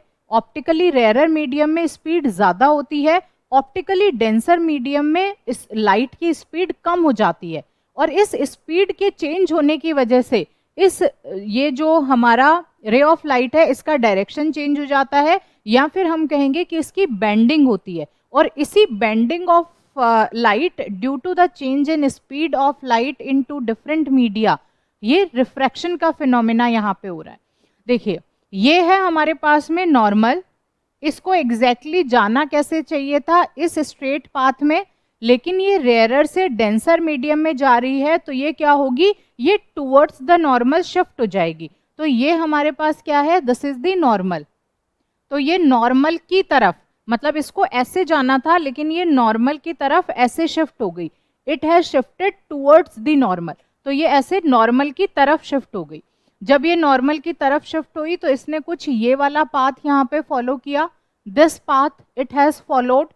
अब आप यहाँ पे देखिए, ये जो सरफेस है इसके लिए हमने ये वाला एक नॉर्मल यहाँ पे ड्रॉ कर रखा है, तो दिस इज द नॉर्मल, ये परपेंडिकुलर हमने यहाँ पे ड्रॉ कर रखा है। अब जब ये रे ऑफ लाइट यहाँ पे डेंसर मीडियम से रेरर मीडियम में जाएगी, तो जब भी कोई रे ऑफ लाइट डेंसर से रेरर मीडियम में जाती है, ये away from the normal shift हो जाती है। और क्योंकि ये हमारा कैसा है, ये परपेंडिकुलर है, इसको जाना कैसे चाहिए था, ऐसे, लेकिन ये क्या कर रही है, ये अवे फ्रॉम द नॉर्मल ऐसे शिफ्ट हो जा रही है। तो इसलिए जो रे बाहर आएगी प्रिज्म से वो ये वाली होगी, और इसे हम कहते हैं इमर्जेंट रे। तो अब यहाँ पे पहले कुछ वर्ड्स हैं, टेक्निकल वर्ड्स, उनको समझते हैं।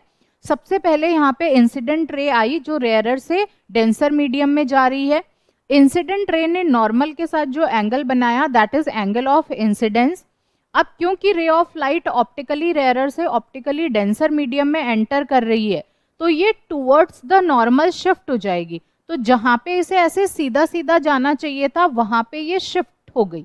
जब ये शिफ्ट हुई तो यहाँ पे रिफ्रैक्शन का फिनोमिना हुआ, तो जो नॉर्मल और रिफ्रैक्टेड रे के बीच में एंगल बना, that is angle of refraction, जिसे हम R1 के नाम से जान रहे हैं। और ये वाली रे कौन सी है, दिस इज द रिफ्रैक्टेड रे।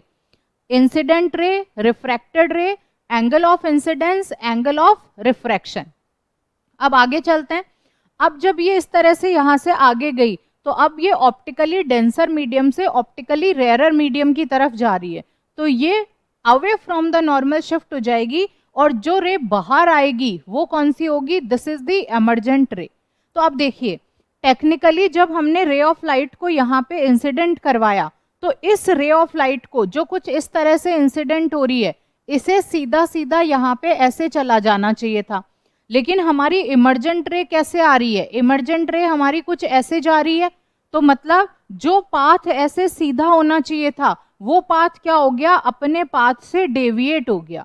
और कितना डेविएट हुआ, अगर मैं इसको ऐसे पीछे लेके जाऊं और ये एंगल यहाँ पे थीटा देखूं, तो दिस थीटा एंगल से ये जो भी हमारी रे ऑफ लाइट है वो अपने पाथ से डेविएट हो रही है।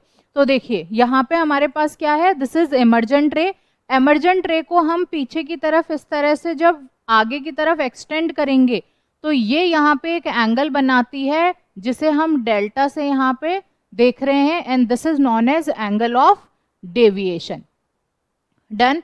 चलो एक बार रिवाइज कर लेते हैं हम लोग इस पूरी चीज को, कि इसके अंदर हमें क्या क्या चीजें दे रखी है। सबसे पहले वी हैव द इंसिडेंट रे। यहाँ पे एक इंसिडेंट रे है, कौन सी है, OP is the incident ray. Then there is this incidence angle, angle of incidence. Then we have angle of incidence. Angle of incidence जो है दैट इज I1, ये I1 है। देन थर्ड नंबर पे we have refracted ray. Refracted ray, refracted ray कौन सी है, ये यहाँ से P से जो Q तक जा रही है, दैट इज रिफ्रैक्टेड रे, तो इसे हम PQ बोल देंगे। Then fourth we have the angle of refraction. Angle of refraction, यहाँ पे जब हम एंगल ऑफ रिफ्रैक्शन देख रहे हैं, तो एंगल ऑफ रिफ्रैक्शन कौन सा है, ये दिस इज द रिफ्रैक्टेड रे, दिस इज नॉर्मल, तो इन दोनों के बीच का जो एंगल है दैट इज रिफ्रैक्टेड एंगल, तो ये R1 हो गया। नेक्स्ट हमारे पास यहाँ पे है एमर्जेंट रे। एमर्जेंट रे, एमर्जेंट रे कौन सी वाली है, जो ये इधर गई है, कौन सी, ये R, Q से लेके R तक, दिस इज द एमर्जेंट रे, तो हम एमर्जेंट रे लिख लेते हैं QR। Next we have the angle of deviation. Angle of deviation, angle of deviation कैसे बनेगा, जब हम एमर्जेंट रे को पीछे की तरफ एक्सटेंड करेंगे और इसको आगे एक्सटेंड करेंगे, तो जो एंगल बनता है that is angle of deviation. तो this delta angle is angle of deviation. यहाँ पे जो ये वाला एंगल होता है, this is known as angle of prism. तो यहाँ जो सेवेंथ है, सेवेंथ हम कह रहे हैं angle of prism. Angle of prism A point पे बन रहा है, तो हम इसे A ही लिख देते हैं। एंगल ऑफ प्रिज्म कौन सा वाला है, this is angle of prism, ठीक है। तो this is how the refraction of light through a prism take place. जब भी कोई प्रिज्म से लाइट जाएगी तो वो सीधे सीधे पाथ को फॉलो नहीं करती है, वो अपने पाथ से डेविएट हो जाती है, और जितना डेविएशन वहां पे आता है पाथ से, उस इंसिडेंट रे और एमर्जेंट रे के बीच में जो एंगल बनता है उसे हम एंगल ऑफ डेविएशन कहते हैं। आगे चलते हैं। Now we have dispersion of white light by a glass prism. देखो 1665 में न्यूटन जो है उन्होंने ये डिस्पर्जन के फिनोमेना को पढ़ा था। वो एग्जैक्टली क्या कर रहे थे, वो व्हाइट लाइट जो है हमारी, जो ग्लास की लाइट है, उसके रिफ्रैक्शन के फिनोमेनास को स्टडी कर रहे थे। तो जब वो स्टडी कर रहे थे तो उन्होंने क्या देखा कि जब ग्लास प्रिज्म से किसी भी रे ऑफ लाइट को बाहर निकाला जाता है तो वो 7 कलर्स में स्प्लिट हो जाती है। तो न्यूटन ने एग्जैक्टली सबसे पहले बोला कि जो व्हाइट लाइट है it is consist of 7 colours. ऐसे ही नहीं बोला, बहुत सारे, मतलब जो पहला चांस था दैट वाज वेरी एक्सीडेंटल, लेकिन बाद में उन्होंने उसको प्रूव करने के लिए बहुत सारे एक्सपेरिमेंट्स करे, थ्योरी के साथ उसको मैच करवाया, और फाइनली बोला कि जो व्हाइट लाइट होती है it is made up of 7 colours. तो बोला गया कि प्रूव कीजिए कि how it is made up of 7 colours. तो उन्होंने प्रिज्म की हेल्प से, जो प्रिज्म है उसके अंदर किसी भी व्हाइट लाइट को इंसिडेंट करवाया और सामने एक स्क्रीन लगा के दिखाया कि जो व्हाइट लाइट है वो 7 कलर्स में स्प्लिट हो रही है। ठीक है, इसको हम लोग आज पढ़ने वाले हैं। तो सबसे पहले हमारे पास है, इन 1665 Newton discovered that white light is consist of 7 colours. ठीक है, उसके बाद में हम कहते हैं कि स्पेक्ट्रम क्या होता है। तो the band of 7 colours formed on a white screen when a beam of white light is pass through a glass prism is called spectrum of white light. देखो ये ग्लास प्रिज्म है, यहां से ये व्हाइट लाइट ये जा रही है, और जब ये बाहर आ रही है तो यहाँ पे एक स्पेक्ट्रम हम लोगों को दिख रहा है, एक बैंड ऑफ कलर्स हम लोगों को यहाँ पे दिखाई दे रहा है। तो जो ये बैंड ऑफ कलर्स है, बैंड ऑफ कलर्स, इसी को हम लोग बोलते हैं स्पेक्ट्रम ऑफ व्हाइट लाइट। अगर आपको इसे प्रॉपर तरीके से डिफाइन करना है तो आप कहेंगे कि जब भी किसी ग्लास प्रिज्म में हम लोग किसी व्हाइट लाइट को इंसिडेंट करवाते हैं तो स्क्रीन पे हमें एक बैंड ऑफ 7 कलर्स मिलता है, and that band of 7 colours is known as spectrum. ठीक है, देन जो ये फिनोमेना है जिसमें क्या हो रहा है, जिसके अंदर ये जो व्हाइट लाइट है, मतलब ये जो व्हाइट लाइट है वो 7 कलर्स में स्प्लिट हो रही है, this phenomena is known as dispersion of light. तो डिस्पर्जन ऑफ लाइट क्या हो जाएगा, the splitting of white light, the splitting of white light into its 7 colours, 7 colours. ये जो प्रोसेस है that is known as dispersion. तो बात क्या है हमारी, 1665 में न्यूटन ने बताया कि जो भी व्हाइट लाइट होती है it is consist of 7 colours, लेकिन वो हमें व्हाइट दिखाई देती है। व्हाइट इसलिए दिखाई देती है क्योंकि वो बहुत तेज स्पीड में चल रही है। तो जब इतनी तेज स्पीड में वो लाइट हमारी ट्रैवल करती है तो उसके 7 कलर्स हमें अलग अलग दिखाई ना देके एक व्हाइट कलर में दिखाई देते हैं। इसके लिए हम लोग बचपन में, मतलब जब हम 7th 8th में थे तो एक एक्टिविटी परफॉर्म किया करते थे जिसमें एक डिस्क पे हम 7 कलर्स बनाते थे और फिर उस डिस्क को बहुत तेजी से हम इस तरह से रोटेट करवाते थे। तो जब वो 7 कलर्स बनी हुई डिस्क बहुत तेजी से रोटेट होती थी तो वो हमें व्हाइट कलर की दिखाई देती थी। तो ये जो प्रोसेस है, इसी प्रोसेस को हम बोलते हैं कि तेज, क्योंकि स्पीड बहुत तेज है इसलिए जो 7 कलर्स है वो मिक्स होके कैसा दिखाई दे रहे हैं, वो व्हाइट कलर की फॉर्म में दिखाई दे रहे हैं। बट एग्जैक्टली जो लाइट है वो व्हाइट कलर की नहीं है, that is consist of 7 colours. तो जब भी किसी प्रिज्म से हम इस व्हाइट लाइट को पास करवाते हैं तो हम लोगों को एक 7 कलर्स का बैंड मिलता है और उस 7 कलर्स के बैंड को स्पेक्ट्रम कहा जाता है। और ये जो एक प्रोसेस है जिसमें व्हाइट लाइट की स्प्लिटिंग हो रही है 7 कलर्स में, this process is known as dispersion of light. आगे चलते हैं। The splitting up of white light into 7 colours on passing through a transparent medium like a glass prism is called dispersion of light. अब देखिए जरूरी नहीं है कि सिर्फ प्रिज्म से निकलेगा तो ही 7 कलर्स देगा, कोई भी हमारा ट्रांसपेरेंट मीडियम होता है उसमें से अगर प्रॉपर तरीके से लाइट को पास करवाया जाए तो वो हम लोगों को 7 कर, कई बार आप जो ये ट्रांसपेरेंट पेन होते हैं उनको भी ऐसे धूप में इस तरह से करते हो तो आपको 7 कलर्स दिखाई देने लग जाते हैं, तो that is also dispersion of light. Why इससे हम क्या कह सकते हैं, कंक्लूजन क्या है, white light is a mixture of 7 colours, ये 7 रंगों से बनी हुई है। अब बात आती है कि डिस्पर्जन होता क्यों है व्हाइट लाइट का, मतलब जब प्रिज्म से हमने व्हाइट लाइट को इंसिडेंट करवाया तो वो 7 कलर्स में स्प्लिट क्यों होती है, why the splitting of this white light takes place. तो स्प्लिटिंग के पीछे का कारण है because the colours of white light travel at different speeds through a glass prism. देखिए जो ये जो 7 कलर है, इन 7 कलर की लाइट की वेवलेंथ अलग अलग होती है। जब उनकी वेवलेंथ अलग अलग है तो मतलब उनकी स्पीड भी अलग अलग होगी। तो जब वो प्रिज्म के अंदर एकदम से इंसिडेंट करती है तो उनकी सबकी स्पीड अलग अलग है, तो वो अलग अलग स्पीड से ट्रैवल करती है और उसकी वजह से वो डेविएट हो जाती है। तो हम यहाँ क्या कह रहे हैं कि जैसे जो हमारी रेड लाइट है, ठीक है, रेड लाइट जो है इसकी वेवलेंथ सबसे ज्यादा है, इसकी वेवलेंथ सबसे ज्यादा है तो यहाँ पे इसकी जो बेंडिंग है वो सबसे कम हुई है, ठीक है। फिर उसके बाद में जो ब्लू लाइट है, ब्लू लाइट की वेवलेंथ कम है और इसकी बेंडिंग ज्यादा हुई है। तो क्योंकि ये जो ब्लू लाइट है, रेड लाइट है, येलो, ग्रीन, ये जितनी भी लाइट्स हैं इनकी वेवलेंथ अलग अलग है, तो ये अलग अलग स्पीड से इस प्रिज्म के अंदर से पास होगी और क्योंकि इनकी अलग अलग स्पीड है तो इनकी बेंडिंग भी डिफरेंट डिफरेंट होगी, तो इनका बैंड एंगल डिफरेंट है, इसका अलग बैंड एंगल है, इसका अलग बैंड एंगल है, इसका अलग, इसका अलग, इसका अलग, सबका अलग अलग बैंड एंगल होने की वजह से ये स्प्लिट हो जाते हैं और हमें 7 कलर्स की फॉर्म में दिखाई देते हैं।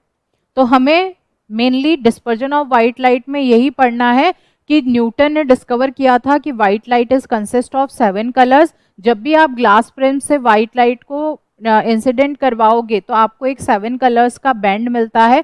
इस 7 कलर्स के बैंड को हम लोग स्पेक्ट्रम कहते हैं और इस 7 कलर के बैंड में जो ये कलर्स हैं, ये कलर्स कौन से हैं, इनको हम याद रखते हैं इस तरह से विबग्योर के नाम से, where V stands for violet, I हमारा indigo, indigo, B for blue, G for green, Y for yellow, O for orange, O for orange, R for red। तो विबग्योर बनता है यहाँ पे, आप इधर से लोगे तो आप कहोगे कि यहाँ पे क्या बन रहा है, यहाँ पे हम लोगों का ये विबग्योर बन रहा है। तो दिस इज विबग्योर। विबग्योर क्या है, 7 कलर्स हैं और किस सीक्वेंस में होते हैं ये, सबसे नीचे होता है वायलेट, फिर इंडिगो, फिर ब्लू, फिर green, then yellow, then orange, then red. अगर आपको कभी भी मिडल कलर पूछा जाए कि what is the middle colour of the spectrum, तो आप जो आंसर देंगे दैट विल बी येलो। अगर आप यहाँ पे विबग्योर को देखते हो तो हमें क्या दिखता है, 3 ये इधर है, 3 ये इधर है, तो मतलब मिडल कलर कौन सा है, ग्रीन। लेकिन अगर आपके एग्जाम में क्वेश्चन आता है तो आप ग्रीन को आंसर नहीं बताना है, you have to tick yellow. Yellow is the middle colour of the spectrum, ठीक है। तो स्पेक्ट्रम 7 कलर्स का बैंड, 7 कलर्स कौन कौन से हैं, विबग्योर है, violet, indigo, blue, green, yellow, orange and red. Middle colour कौन सा है, yellow colour is the middle colour. Dispersion किसको डिफाइन कर देंगे, splitting of white light into its 7 colours is known as dispersion of light. होता क्यों है dispersion, क्योंकि डिफरेंट डिफरेंट कलर्स की लाइट डिफरेंट डिफरेंट स्पीड से चलती है और स्पीड अलग होने की वजह से उनकी बेंडिंग भी अलग होती है और this is why they split up into the 7 colours. Now there comes recombination of spectrum of white light. इससे हमारा क्या मतलब है, न्यूटन ने क्या किया, न्यूटन ने एक्सपेरिमेंट कर रहे थे तो न्यूटन ने कहा कि मैं ये एक यहाँ पे प्रिज्म रखता हूँ और इस प्रिज्म से व्हाइट लाइट को जब निकाल रहे हैं तो हमें यहाँ पे ये 7 कलर्स का बैंड मिल रहा है, हमें एक स्पेक्ट्रम मिल जा रहा है। अब न्यूटन जब अपनी इस रिसर्च को कर रहे थे तो उन्होंने इसके आगे भी बहुत सारे प्रिज्म को रख के देखा, लेकिन उनको आगे और ज्यादा स्प्लिटिंग नहीं दिखाई दी। तो इसका मतलब ये हुआ कि और ज्यादा स्प्लिटिंग तो नहीं है, जो 7 कलर्स है उसी का ही बना हुआ है व्हाइट लाइट। फिर जो न्यूटन थे उन्होंने क्या किया, उन्होंने एक दूसरा प्रिज्म यहाँ पे सामने रखा, लेकिन अब उन्होंने इस प्रिज्म को इन्वर्टेड रखा, उल्टा रखा। जब उन्होंने इस प्रिज्म को उल्टा रखा तो उन्होंने, अब क्योंकि प्रिज्म में भी यहाँ पे थिकर साइड है तो डेंसिटी ज्यादा है, यहाँ थिन है तो यहाँ पे डेंसिटी कम है, तो प्रिज्म के अंदर भी ऑप्टिकल डेंसिटी हल्की हल्की वेरी कर रही है। तो जब इन्होंने यहाँ पे इसको रखा तो क्या देखा कि जो इसके बाहर से लाइट आ रही है वो कैसी है, वो व्हाइट लाइट है। तो अगर हम एक प्रिज्म को रखते हैं, उस पर व्हाइट लाइट इंसिडेंट करवाते हैं तो हमें स्पेक्ट्रम ऑफ व्हाइट लाइट मिल जाता है, स्पेक्ट्रम ऑफ लाइट मिल जाता है, 7 कलर्स मिलते हैं। अब हम उसी के सामने एक इन्वर्टेड प्रिज्म को रखते हैं तो फिर वो जो 7 कलर्स है वो रिकम्बाइन होके एक व्हाइट लाइट दे देते हैं। इसी को हम लोग कहते हैं recombination of spectrum of white light. ठीक है, the coloured light of the spectrum can be recombined to give back the white light. हम वापस उस स्पेक्ट्रम को कंबाइन करके व्हाइट लाइट यहाँ पे प्रोड्यूस कर सकते हैं। और वो कैसे किया जाएगा, सेकेंड प्रिज्म को रिवर्स पोजीशन में रखेंगे, due to which the refraction produced by the second prism is equal and opposite to that produced by the first prism. तो एक प्रिज्म से जो भी रिफ्रैक्शन हुआ, अगर उसके सामने हम एक उल्टा प्रिज्म रख देंगे तो इक्वल एंड ऑपोजिट वहां पे रिफ्रैक्शन प्रोड्यूस होगा, तो वो उस स्पेक्ट्रम को रिकम्बाइन करके व्हाइट लाइट दे देता है। And this is what recombination of white light, this is how the recombination of white light takes place.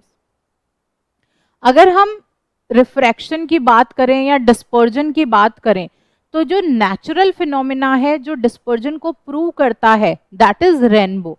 तो रेनबो जो है वो हमें टेक्निकली बता रहा है कि जो डिस्पर्जन है वो सच में होता है। तो डिस्पर्जन ये क्या है, ये एक नेचुरल फिनोमेना है जो नेचर में हमें दिखाई देता है। It is an arc of 7 colours visible in the sky which is produced by the dispersion of sunlight bye raindrops in the atmosphere. अब देखो, रेनबो हमें कब दिखाई देता है, जब बारिश हो रही होती है। तो जब बारिश होती है उस टाइम में क्या हुआ, बारिश हो रही थी, बारिश होने के बाद जो रेन ड्रॉप्स हैं वो एटमॉस्फेयर के अंदर प्रेजेंट है। बहुत तेज बारिश नहीं है, हल्की हल्की ड्रिजलिंग टाइप है, और उस टाइम में सूरज भी निकला हुआ है। तो पीछे, हमारे पीछे की साइड में सूरज है, सामने हम रेनबो हमें दिखाई देता है। ऐसा क्यों होता है, बीच में जितने भी रेन ड्रॉप्स है, now they are acting like the prism. तो जो सन, जो हमारे पीछे की साइड में सन है, वहां से रेज आ रही हैं, वो जो सामने रेन ड्रॉप्स हैं they are acting like the prism, और उस प्रिज्म से निकल के जो 7 कलर्स का स्पेक्ट्रम बन रहा है वो हमें पीछे ऐसे रेनबो की तरह दिखाई देता है। तो this is how the naturally dispersion takes place. और ये रेनबो भी प्रूव करता है कि white light is made up of 7 colours. अब इसके लिए कंडीशन क्या है, रेनबो फॉर्मेशन के लिए कंडीशन ये है कि बारिश बहुत तेज ना हो, हल्की हल्की बारिश हो, या फिर बारिश हो चुकी है और कुछ रेन के पार्टिकल्स, जो छोटे छोटे रेन ड्रॉप्स हैं, वो एटमॉस्फेयर में प्रेजेंट है, या ड्रिजलिंग हो रही है। ये कंडीशन है हमारी। दूसरा, सन जो है वो हमारी पीठ के पीछे होना चाहिए। मतलब अगर मैं यहाँ से देख रही हूँ तो there should be behind my, the sun should be behind. अब पीछे की साइड में सन है, बीच में रेन ड्रॉप्स हैं, तो जो रेनबो है वो कहाँ दिखेगा, वो मुझे सामने की तरफ दिखेगा। तो एग्जैक्टली यहाँ पे हो क्या रहा है, देखो यहाँ पे ऐसा हो रहा है कि ये सन है, यहाँ पे ये कुछ रेन ड्रॉप्स हैं, ये रेन ड्रॉप्स प्रिज्म की तरह काम करती है, ये ड्रॉप इसके अंदर आती है, स्प्लिट अप हो जाएगी 7 कलर्स में, फिर ये वापस यहाँ पे आएगी, फिर ये इस तरह से बाहर निकलेगी। तो अब ये जो बैंड दिख रहा है वो कैसा दिख रहा है, वो रेनबो का बैंड दिख रहा है। अब हमने कहा यहाँ पे एक दूसरी और रेन ड्रॉप है, उससे भी सन की रेज आएंगी और इस तरह से रेनबो फॉर्मेशन कर देगी। अब हमने कहा यहाँ पे एक तीसरी और है, उससे भी आएगा, यहाँ पे एक बैंड बन जाएगा। तो जब ये बहुत सारे बैंड ऐसे बन जाते हैं तो फिर हम लोगों को ये जो भी हमारा रेनबो है वो कुछ इस तरह से दिखाई दे देता है। मतलब ये देखो, अगर इसे ज्वाइन करेंगे ऐसे तो ये एक आर्क बन गया और फिर ये कुछ इस तरह से बन जाएगा। तो this is how we see the rainbow. Next topic है जो हमारे पास में, दैट इज एटमॉस्फेरिक रिफ्रैक्शन। देखो एटमॉस्फेरिक रिफ्रैक्शन को हम किस तरह से समझ सकते हैं। हम सबसे पहले कॉन्सेप्ट को समझते हैं एटमॉस्फेरिक रिफ्रैक्शन के। हमने यहाँ पे अर्थ को लिया है, this is the surface of अर्थ।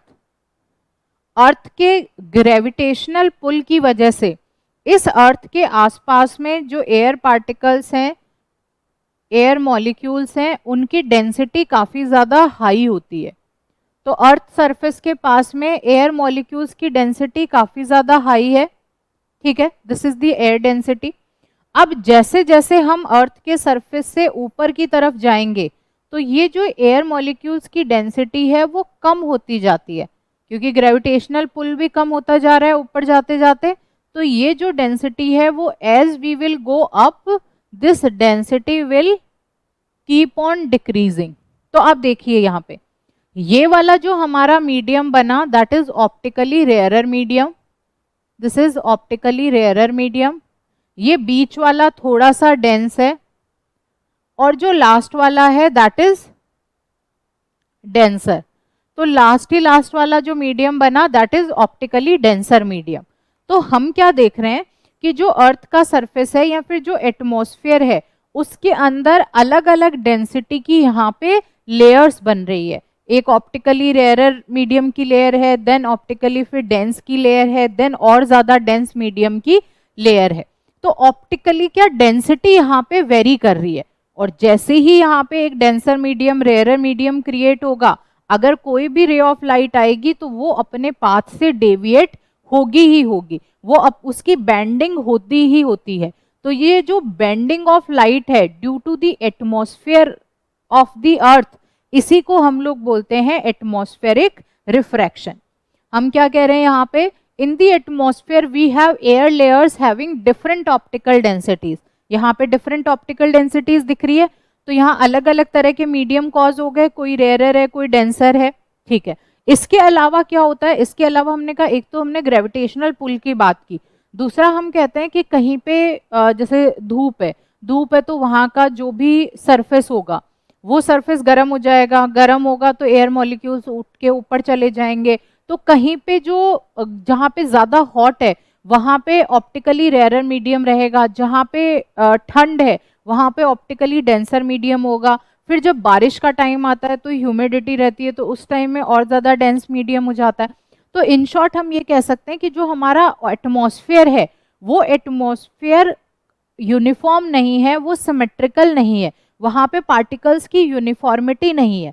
यहाँ पे हर एक पॉइंट पे जो डेंसिटी है वो चेंज हो रही है। कहीं पे कोई फैक्ट्री है तो पोल्यूशन की वजह से डेंसिटी चेंज हो जाएगी, कहीं पे बिल्कुल खुला आसमान है, कुछ भी नहीं है, बहुत ज़्यादा हीट है, तो वहाँ ऑप्टिकली रेयरर मीडियम हो जाएगा।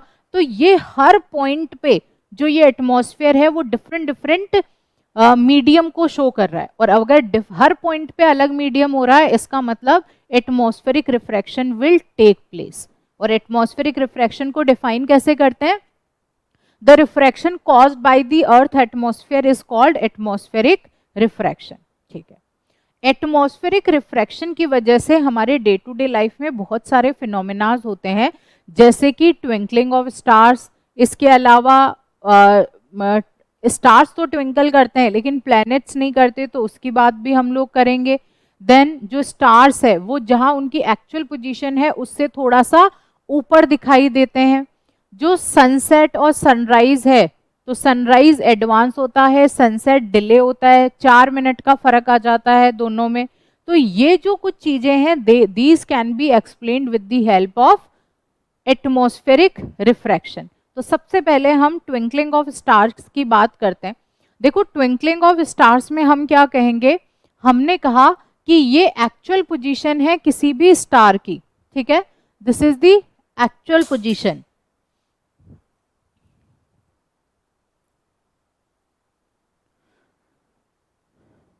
This is the actual position, ठीक है। अब एक्चुअल पोजीशन ये स्टार की है, लेकिन क्योंकि एटमॉस्फेयर में डिफरेंट डिफरेंट ऑप्टिकल डेंसिटीज हैं, तो डिफरेंट डेंसिटीज होने की वजह से जो रे ऑफ लाइट हमारे पास में यहाँ पे ऐसे सीधी सीधी आनी चाहिए थी, वो अब क्या होगी, वो सीधी नहीं आके वो इस तरह से बेंड हो जाएगी। अब बेंड हो गई, लेकिन हम जो देखेंगे वो तो हम सीधा ही देखेंगे, वो हमारी आई जो है वो ऐसे बेंड करके तो देखेगी नहीं। तो इसलिए यहाँ पे जब हम इसको पीछे की साइड इसको एक्सटेंड करेंगे सीधा, तो जो सन की वर्चुअल इमेज, जो स्टार की वर्चुअल इमेज है, वो हम लोगों को यहाँ पे दिखाई देती है। तो कभी ये स्टार हमें यहाँ दिखाई देगा, कभी ये स्टार हमें यहाँ दिखाई देगा, कभी ये हमें यहाँ दिखाई देगा, कभी ये हमें यहाँ दिखाई देगा। तो क्योंकि due to the atmospheric refraction जो ये स्टार है इसकी पोजीशन कंटिन्यूअसली चेंज हो रही है। तो जब कंटिन्यूअसली इसकी पोजीशन चेंज हो रही है तो ये हमें कैसे दिखता है, ऐसे ट्विंकल करते हुए दिखता है, कभी ब्राइट, कभी थोड़ा सा डार्कर, कभी फिर लो इंटेंसिटी का, फिर हाई इंटेंसिटी का, और पोजीशन भी क्या हो रही है, थोड़ी थोड़ी थोड़ी थोड़ी यहाँ चेंज हो रही है। अब क्योंकि स्टार्स हमसे बहुत ज्यादा दूर है, इतने ज्यादा दूर है कि ये इसको हम पॉइंट साइज मान सकते हैं। हम क्लास 11th में पॉइंट साइज का कॉन्सेप्ट पढ़ेंगे, बट अगर कोई भी चीज बहुत ज्यादा दूरी पे है तो हम उसको क्या मान लेते हैं, हम उसे पॉइंट साइज का, क्योंकि वो हमें दिखाई इतना बिल्कुल पॉइंटेड फॉर्म में, तो हम उसे पॉइंट साइज ही मानेंगे। तो अब पॉइंट साइज है और रिफ्रैक्शन है, एटमॉस्फेरिक रिफ्रैक्शन, तो हमें उसकी एक्चुअल पोजीशन जो है वो ना दिख के वो कैसा दिखता है, कभी ब्राइट कभी लो, कभी ब्राइट कभी लो, कभी यहाँ ऐसे ऐसे ऐसे। तो इसलिए हम उसे बोलते हैं कि this is the twinkling of stars, this is known as twinkling of star, and this happens because of the refraction of atmospheric refraction, simply कह देते हैं atmospheric refraction। अब बात आई कि प्लैनेट्स नहीं ट्विंकल करते, स्टार्स ट्विंकल करते हैं। मतलब बचपन में जब भी आप आसमान में देखते होंगे तो आपको जब बताया गया होगा कि हाँ ये वाला प्लैनेट आपका सैटर्न है, ये जुपिटर है, या फिर जो भी हम लोग इस तरह से देखते हैं रात के टाइम में, बहुत बार जुपिटर, सैटर्न ये सब दिखाई देते हैं, मार्स भी दिखाई देता है। तो ये तो ट्विंकल नहीं करते, लेकिन स्टार्स ट्विंकल करते हैं। तो दोनों में जो डिफरेंशिएशन था कि कैसे डिफरेंशिएट करें कि कौन सा प्लैनेट है और कौन सा स्टार है, तो उसके लिए यही बोला जाता था कि जो ट्विंकल कर रहा है वो स्टार है, जो ट्विंकल नहीं कर रहा वो प्लैनेट है। तो अब बात आती है कि आखिर ऐसा क्यों हो रहा है, मतलब एक तो ट्विंकल कर रहा है दूसरा नहीं कर रहा। इसका पहला कारण क्या है, पहला कारण ये है कि जो स्टार्स हैं they are very very far away from us. तो जो स्टार्स है दे आर वेरी फार, मतलब बहुत ज्यादा दूरी पर है हम लोगों से। वहीं जो प्लैनेट्स हैं वो हमसे दूर तो है लेकिन नॉट वेरी फार, मतलब इतना दूर नहीं है जितना स्टार्स हैं। तो एक तो डिस्टेंस कम हो गई, प्लैनेट्स की डिस्टेंस कम है और जो स्टार्स है उनकी डिस्टेंस बहुत ज्यादा है। अब इनकी डिस्टेंस बहुत ज्यादा है तो चाहे इनका साइज बहुत बड़ा हो, लेकिन फिर भी ये हमें कैसे दिखते हैं, फिर भी ये हमें पॉइंट साइज के ही दिखते हैं, because they are very far from us. वहीं पे अगर हम लोग बात करें प्लैनेट्स की, तो जो प्लैनेट्स हैं वो क्योंकि पास में है तो उनका साइज कैसा है, उनका साइज थोड़ा सा कंसिडरेबल है, तो कंसिडरेबल साइज है। अब आप बताओ, मैंने कहा ये पॉइंट साइज का एक स्टार है और यहाँ पे ये एक थोड़ा सा बड़ा सा प्लैनेट है, तो दोनों की साइज में डिफरेंस आ गया। अब आप देखना, अगर ये स्टार इस पोजीशन से हल्का सा भी इधर दिखेगा या यहाँ दिखेगा या यहाँ चेंज होगी या यहाँ पे होगी, ये यहाँ पे होगी, तो ये कंसिडरेबल डिस्टेंस हम लोगों को यहाँ पे रिकॉग्नाइजेबल है कि हाँ ये अपनी पोजीशन को चेंज कर रहा है, तो वो ऐसे ट्विंकल होते हुए दिख रहा है। लेकिन अब हम प्लैनेट की बात करते हैं, प्लैनेट से अगर एटमॉस्फेरिक रिफ्रैक्शन भी होता है तो जो लाइट है वो क्या कर सकती है, वो एक बार मैंने कहा यहाँ पे ऐसे पॉइंट इमेज बना दी, यहाँ पे बना दी, यहाँ पे बना दी, यहाँ पे बना दी, लेकिन बन तो आखिर ये इसके ऊपर ही रही है, मतलब जो हमारा प्लैनेट है उसके ऊपर ही बन रही है क्योंकि इसका साइज बड़ा है। तो इसलिए ये हमें ट्विंकल करता हुआ नहीं दिखता और ये हमें ट्विंकल करता हुआ दिखाई देता है। मेनली ये दो ही कारण है कि स्टार्स बहुत दूरी पे है तो साइज बहुत छोटा हो गया उनका, तो इसलिए वो हमें ट्विंकल करते हुए दिखते हैं क्योंकि उनकी हल्की हल्की पोजीशन शिफ्ट हो रही है। लेकिन प्लैनेट क्योंकि काफी बड़ा है, पास में है, पास में है इसलिए साइज कंसिडरेबली बड़ा हो गया। तो अब वो अगर ट्विंकलिंग हो भी रही है तो वो उसी के पॉइंट्स वो इधर उधर शिफ्ट हो रहे हैं, मतलब उसके सरफेस से दूसरी जगह नहीं जा पा रहे। मैं ये इसी चीज को थोड़ा सा बड़ा करके बता देती हूँ आपको, ये बहुत छोटे लिया मैंने कहा ये this is we have the star and here we are having the planet, ठीक है, ये दो चीजें। अब जब स्टार है तो ये स्टार जब ट्विंकल करेगा तो इसने अपनी पोजीशन को थोड़ा यहाँ चेंज किया, यहाँ किया, यहाँ किया, यहाँ किया, यहाँ किया, लेकिन क्योंकि दूरी पे है और छोटा साइज है तो ये इसकी पोजीशन ऐसे शिफ्ट होती हुई हमें अलग अलग दिखाई दे रही है कि हाँ अलग अलग जगह पे है, तो ये ट्विंकल कर रहा है। वहीं पे अगर मैं बात करूं किसकी, मैं बात करूं इस प्लेनेट की, तो अगर इसमें पोजीशन चेंज होगी तो यहाँ यहाँ यहाँ यहाँ यहाँ यहाँ यहाँ, मतलब इसके ऊपर ही पोजीशन चेंज हो रही है एटमॉस्फेरिक रिफ्रैक्शन की वजह से, जो वर्चुअल इमेज बन रही है। मतलब वर्चुअल इमेज ही तो बनती है, अभी पीछे हमने क्या देखा कि एक्चुअल तो ये है लेकिन जो हमें यहाँ दिखाई दे रही है that is the virtual image. तो यहाँ पे भी क्या होगा, ये रेड कलर वाला तो एक्चुअल स्टार है, जो हम लोगों को येलो कलर दिख रहे हैं दैट इज वर्चुअल इमेज, तो वो हमें शिफ्ट होती हुई दिख रही है तो ट्विंकल कर रहा है। वहीं हम प्लैनेट की बात कर रहे हैं, प्लैनेट में जो वर्चुअल इमेज रेड कलर की बन रही है वो इसके ऊपर ही बन रही है क्योंकि इसका साइज बड़ा है, तो इसलिए इसके ऊपर ही है, तो फिर वो हमें ट्विंकलिंग करता हुआ दिखाई नहीं देता। दैट्स व्हाई वी से planets do not twinkle but the stars twinkle. अब बात आती है कि जो स्टार्स की पोजीशन है वो जिस पॉइंट पे है उससे थोड़ा सा ऊपर दिखाई देता है, तो इसके पीछे का क्या कॉन्सेप्ट है, तो देखिए इसके पीछे हमारे पास में यहाँ क्या कॉन्सेप्ट है, हमने कहा this is the actual position of the star, ये एक्चुअल पोजीशन है। यहां से रे ऑफ लाइट आई, रे ऑफ लाइट आई तो हमारे पास में क्या हो रहा है, डेंसिटी जैसे जैसे नीचे आ रहे हैं हम एटमॉस्फेयर में इंक्रीज होती जा रही है, तो this is rarer medium, this is denser medium. जब भी कोई रे ऑफ लाइट रेयरर मीडियम से डेंसर मीडियम में जाती है तो it shifts towards the normal, तो ये नॉर्मल की तरफ शिफ्ट हो गई। अब अगेन ये रेयरर मीडियम से डेंसर में जा रही है तो ये फिर से नॉर्मल की तरफ शिफ्ट हो गई। तो इसकी वजह से क्या हुआ, जो रे ऑफ लाइट हमारी कैसे जानी चाहिए थी, ऐसे सीधा सीधा सीधा ऐसे इधर जानी चाहिए थी, वो सीधी नहीं जाके यहाँ पे ऐसे शिफ्ट हो रही है, यहाँ पे बेंडिंग हो रही है due to the change in optical densities of the atmosphere. तो एटमॉस्फेयर की डेंसिटी चेंज हो रही है तो इसका जो बेंडिंग है वो भी कंटिन्यूएशन में होता जा रहा है, और बेंडिंग होने की वजह से एट द एंड यहाँ पे अगर हम पीछे ये एक स्ट्रेट लाइन ड्रॉ करेंगे तो we will see a virtual position of star जो एक्चुअल स्टार की पोजीशन से थोड़ा सा अपर एंड पे दिखाई देती है। ठीक है, तो इसका कोई कारण पूछे तो क्या कारण बताएंगे कि जो अर्थ का एटमॉस्फेयर है उस एटमॉस्फेयर में डिफरेंट डिफरेंट ऑप्टिकल डेंसिटीज की लेयर्स हैं। जो अर्थ के पास वाली लेयर्स हैं दे आर ऑप्टिकली डेंसर, जैसे जैसे हम ऊपर जाते जाते हैं वैसे वैसे डेंसिटी लो होती जाती है तो ऑप्टिकली रेयरर मीडियम आता है। अब जब भी स्टार से लाइट आएगी तो वो ऑप्टिकली रेयरर मीडियम से ऑप्टिकली डेंसर मीडियम की तरफ शिफ्ट होती जाएगी, तो उसकी वजह से उसकी बेंडिंग टुवर्ड्स द नॉर्मल होती है और वो ऐसे सीधे नहीं आने की बजाय ऐसे बेंड हो जाती है। जब बेंड होती है तो हमें उसकी वर्चुअल इमेज की एक पोजीशन ऊपर की तरफ दिखाई देती है and that is quite higher than the actual position of the star. अब कॉन्सेप्ट है हमारे पास में advance sunrise and delayed sunset का। एडवांस सनराइज और डिलेड सनसेट में भी क्या हो रहा है, दिस इज द अर्थ, ये अर्थ है, ये अर्थ का एटमॉस्फेयर है, और अब हम क्या कह रहे हैं यहाँ पे कोई ऑब्जर्वर खड़ा है, ठीक है।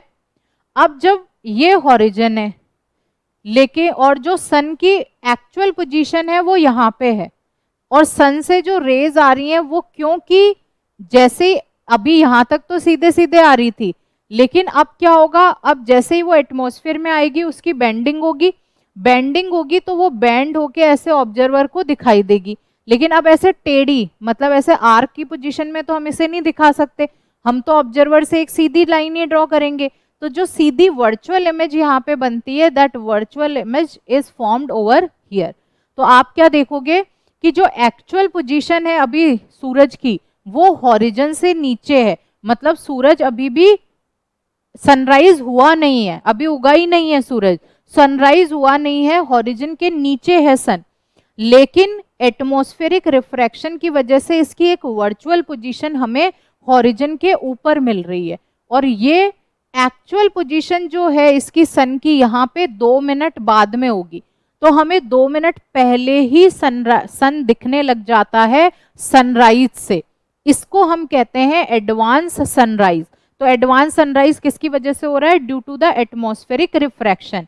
तो ये एक्चुअल पोजीशन एटमॉस्फेरिक रिफ्रैक्शन की वजह से जो एक वर्चुअल इमेज बनी है वो यहाँ पे बन रही है, और ये वर्चुअल इमेज हमें 2 मिनट पहले ही दिखने लग गई। अब ड्यूरिंग द सनसेट क्या हो रहा है? Again this is the horizon, ये हॉरिजन है, ये रियल पोजीशन है, लेकिन एटमॉस्फेरिक रिफ्रैक्शन की वजह से हमें एक वर्चुअल इमेज यहाँ पे दिखाई दे रही है। तो मतलब सन ऑलरेडी सेट हो चुका है, लेकिन फिर भी हमें यहाँ पे जो सन है उसकी अपेरेंट पोजीशन दिखाई दे रही है। तो सनसेट होने के 2 मिनट बाद तक भी हम लोगों को सन दिखाई देता रहता है, and this is known as delayed sunset. तो एडवांस सनराइज का क्या मतलब हुआ? सन अभी निकला नहीं था, मतलब अभी ये रियल पोजीशन, अभी हॉरिजन से ऊपर नहीं आया, लेकिन 2 मिनट पहले ही हमें सन दिखने लग गया एक वर्चुअल इमेज के थ्रू। वर्चुअल इमेज के थ्रू हमें दिखाई दे रहा है, तो ये 2 मिनट पहले हो गया, तो इसे हम एडवांस सनराइज कहते हैं। और ड्यूरिंग द सनसेट ये ऑलरेडी सेट हो चुका है, due to the atmospheric refraction इसकी एक वर्चुअल इमेज हम लोगों को यहाँ पे दिख रही है, जो इसके सनसेट के होने के 2 मिनट बाद तक दिखती रहेगी। तो इन शॉर्ट हमें 4 मिनट का यहाँ पे डिफरेंस आ जाता है in advance sunrise and delayed sunset. Next topic है हमारा scattering of light. Scattering of light से मतलब है लाइट का बिखर जाना, स्कैटर हो जाना, इधर उधर चारों तरफ फैल जाना। तो जो ये लाइट का डिफरेंट डिफरेंट डायरेक्शंस में इस तरह से फैलना है, इसी को हम बोलते हैं स्कैटरिंग ऑफ लाइट। अब स्कैटरिंग ऑफ लाइट में हमारे पास में एक ये टिंडल इफेक्ट आता है। इससे पहले हम एक छोटा सा कॉन्सेप्ट यहाँ पे देख लेते हैं। देखो, स्कैटरिंग ऑफ लाइट में फिर से हम वही कहेंगे कि जो लाइट की स्कैटरिंग है वो किसकी वजह से होती है? वो पार्टिकल्स की वजह से होती है। अब पार्टिकल्स कौन से हो सकते हैं? किसी भी मैटर के पार्टिकल हो सकते हैं, डस्ट पार्टिकल, अगर हम एटमॉस्फेयर की बात करें तो एयर मॉलिक्यूल्स हो सकते हैं, डस्ट पार्टिकल्स हो सकते हैं, पोल्यूशन के कोई पार्टिकल्स हो सकते हैं। अगर हम पानी की बात करें तो वाटर मॉलिक्यूल्स हो सकते हैं। अगर हम मिट्टी घोल दें पानी के अंदर तो मिट्टी के पार्टिकल्स हैं, पानी के पार्टिकल्स हैं। तो ऐसे सब हैं। जब लाइट इनके ऊपर गिरती है, इनसे टकराती है, तो कई बार तो क्या होता है, कुछ पार्टिकल्स हैं जो बहुत ज़्यादा बेंडिंग कॉज नहीं करते, क्योंकि उनका साइज और जो वेवलेंथ है लाइट की वो मैच नहीं होती। जब मैच नहीं होती तो हमें वाइट लाइट ही दिखती रहती है। लेकिन कई बार क्या होता है, जो वेवलेंथ है वो मैच कर जाती है। जब मैच कर जाती है तो ये स्कैटरिंग, मतलब डिफरेंट डिफरेंट जो कलर्स की लाइट है वो अलग अलग तरीके से स्कैटर हो जाती है। इसको एक बार समझते हैं, टिंडल इफेक्ट। टिंडल इफेक्ट से हमारा क्या मतलब है? अगर लाइट चल रही है आगे और लाइट के बीच में कोई पार्टिकल आ गया, तो वो पार्टिकल क्या करता है? लाइट को स्कैटर कर देता है।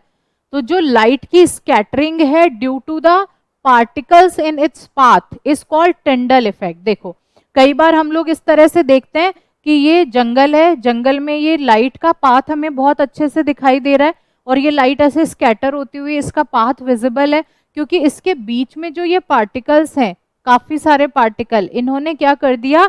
इस लाइट को स्कैटर कर दिया। इसके अलावा अगर कभी कोई अंधेरा कमरा होता है और उसमें अंदर कोई एक रोशनदान है और उसके अंदर से लाइट आ रही है, तो वो डस्ट पार्टिकल्स जो भी उस रूम के अंदर होंगे, वो डस्ट पार्टिकल्स उस पाथ ऑफ लाइट को स्कैटर करते हैं, और हमें ऐसे बहुत ही विजिबल पाथ वहां पे लाइट का दिखाई देता है, और इसी को हम कहते हैं टिंडल इफेक्ट। हम क्लास 9th में पढ़ते थे सॉल्यूशन, सस्पेंशंस एंड कॉलॉइड्स। तो उसमें हम जो डिफरेंस देते हैं सॉल्यूशन, कॉलॉइड्स और सस्पेंशन में, तो हम कहते हैं जो सॉल्यूशंस है they do not show the Tyndall effect, while the colloids and suspensions they show the tyndall effect। जैसे कि दूध है, तो दूध हमें ऐसे होमोजीनियस सा लगता है, लेकिन वो है नहीं, वो हेट्रोजीनियस मिक्सचर है, क्योंकि वो टिंडल इफेक्ट को शो कर रहा है। टिंडल इफेक्ट मतलब उसके जो पार्टिकल्स का साइज है वो थोड़ा बड़ा है, इतना बड़ा है कि वो लाइट को स्कैटर कर सकता है। वहीं सॉल्यूशन के जो पार्टिकल्स हैं they are very small, they can not scatter the particles, they can not scatter the ray of light. तो सॉल्यूशन में पार्टिकल्स स्कैटर नहीं कर पा रहे क्योंकि उनका साइज बहुत छोटा है। आगे हम कोलॉइडल में जा रहे हैं तो हमें path of light is visible, suspension में भी path of light is visible, तो मतलब ये लाइट की स्कैटरिंग यहाँ पे कर रहे हैं। तो अगर कोई भी लाइट जा रही है उसके पाथ में कोई पार्टिकल्स आते हैं और वो लाइट को स्कैटर कर देते हैं, तो इस scattering of light by particles in its path is called Tyndall effect. Tyndall discovered that when white light consisting of 7 colors is passed through a clear liquid having small suspended particles in it, then the blue color of white light having shorter wavelength is scattered much more than the red having longer wavelength. अब देखो जो Newton ने prism वाली discovery की थी उसके बाद में टिंडल भी उसी के ऊपर कुछ एक्सपेरिमेंट्स कर रहे थे। वो भी प्रिज्म में से किस तरह से रेज ऑफ लाइट पास होती है और scattering of dispersion of light होता है वो सब देख रहे थे, और उनको यहाँ पे टिंडल इफेक्ट मिल गया। उन्होंने देखा कि जब भी किसी भी क्लियर लिक्विड में से हम लाइट को पास करवाते हैं और इनकेस अगर उसके अंदर कुछ पार्टिकल्स है जिनका साइज बड़ा है तो वो क्या कर देते हैं, वो रे ऑफ लाइट को स्कैटर कर देते हैं और हमें रे ऑफ लाइट का पाथ विजिबल हो जाता है, and that path is Tyndall effect. Okay. Dust particle and water particles in the atmosphere are much larger than the wavelength range of visible light. अब क्योंकि इनकी वेवलेंथ बहुत ज़्यादा बड़ी है विजिबल लाइट से, तो इसलिए यहाँ पे कलर्स का कोई रिफ्रैक्शन नहीं होता। वाइट लाइट इंसिडेंट होगी, वाइट लाइट ही आगे चली जाएगी, मतलब क्योंकि पार्टिकल्स इतने बड़े बड़े हैं। लेकिन एटमॉस्फेयर में जो एयर के मॉलिक्यूल्स हैं वो एयर के मॉलिक्यूल्स का साइज इतना छोटा है कि वो विजिबल लाइट की वेवलेंथ को मैच कर देते हैं। ठीक है, तो जब इतना छोटा साइज है और वो वेवलेंथ ऑफ विजिबल जो लाइट है उससे भी छोटा साइज है, तो फिर वो क्या कर सकता है, that can scatter the colours. तो air molecules scattering of light कर देते हैं, लेकिन डस्ट और वाटर मॉलिक्यूल्स का साइज बड़ा है तो वो कलर्स को स्कैटर नहीं कर पाते। और जो हमारे स्काई का कलर है blue, that is because of the scattering of light. देखो सन से व्हाइट लाइट आ रही है, white light is consist of 7 colours, 7 colour उसके अंदर प्रेजेंट है। और कौन कौन से कलर प्रेजेंट है, विबग्योर, विबग्योर। इसके अंदर जो रेड कलर है, इस रेड कलर की जो वेवलेंथ है, ये वेवलेंथ सबसे ज्यादा है। वेवलेंथ कैसी है, वेवलेंथ सबसे ज्यादा। और जो वायलेट कलर है इसकी वेवलेंथ सबसे कम है। अब वेवलेंथ सबसे कम है इसका मतलब इसकी जो स्कैटरिंग है वो सबसे ज्यादा होगी। तो जो ब्लू कलर है, मतलब ये जो ब्लू वाला बैंड है, वायलेट, इंडिगो, ब्लू, क्योंकि इसकी वेवलेंथ काफी ज्यादा कम होती है, ये शॉर्ट वेवलेंथ के होते हैं, शॉर्ट वेवलेंथ के होते हैं, तो इनकी स्कैटरिंग कैसी होती है, स्कैटरिंग मोर होती है। तो जैसे ही ये अर्थ के एटमॉस्फेयर में आएंगे तो अर्थ के एटमॉस्फेयर में एयर के मॉलिक्यूल्स प्रेजेंट है। वो एयर के मॉलिक्यूल्स कैसे हैं, बहुत छोटे छोटे हैं, वो विजिबल रेंज जो है वेवलेंथ की उसको मैच कर जाते हैं और वो क्या कर देते हैं, ये ब्लू कलर को स्कैटर कर देते हैं। क्योंकि इसकी वेवलेंथ कम है तो ये जल्दी से स्कैटर हो जाएगा और काफी ज्यादा स्कैटरिंग होगी।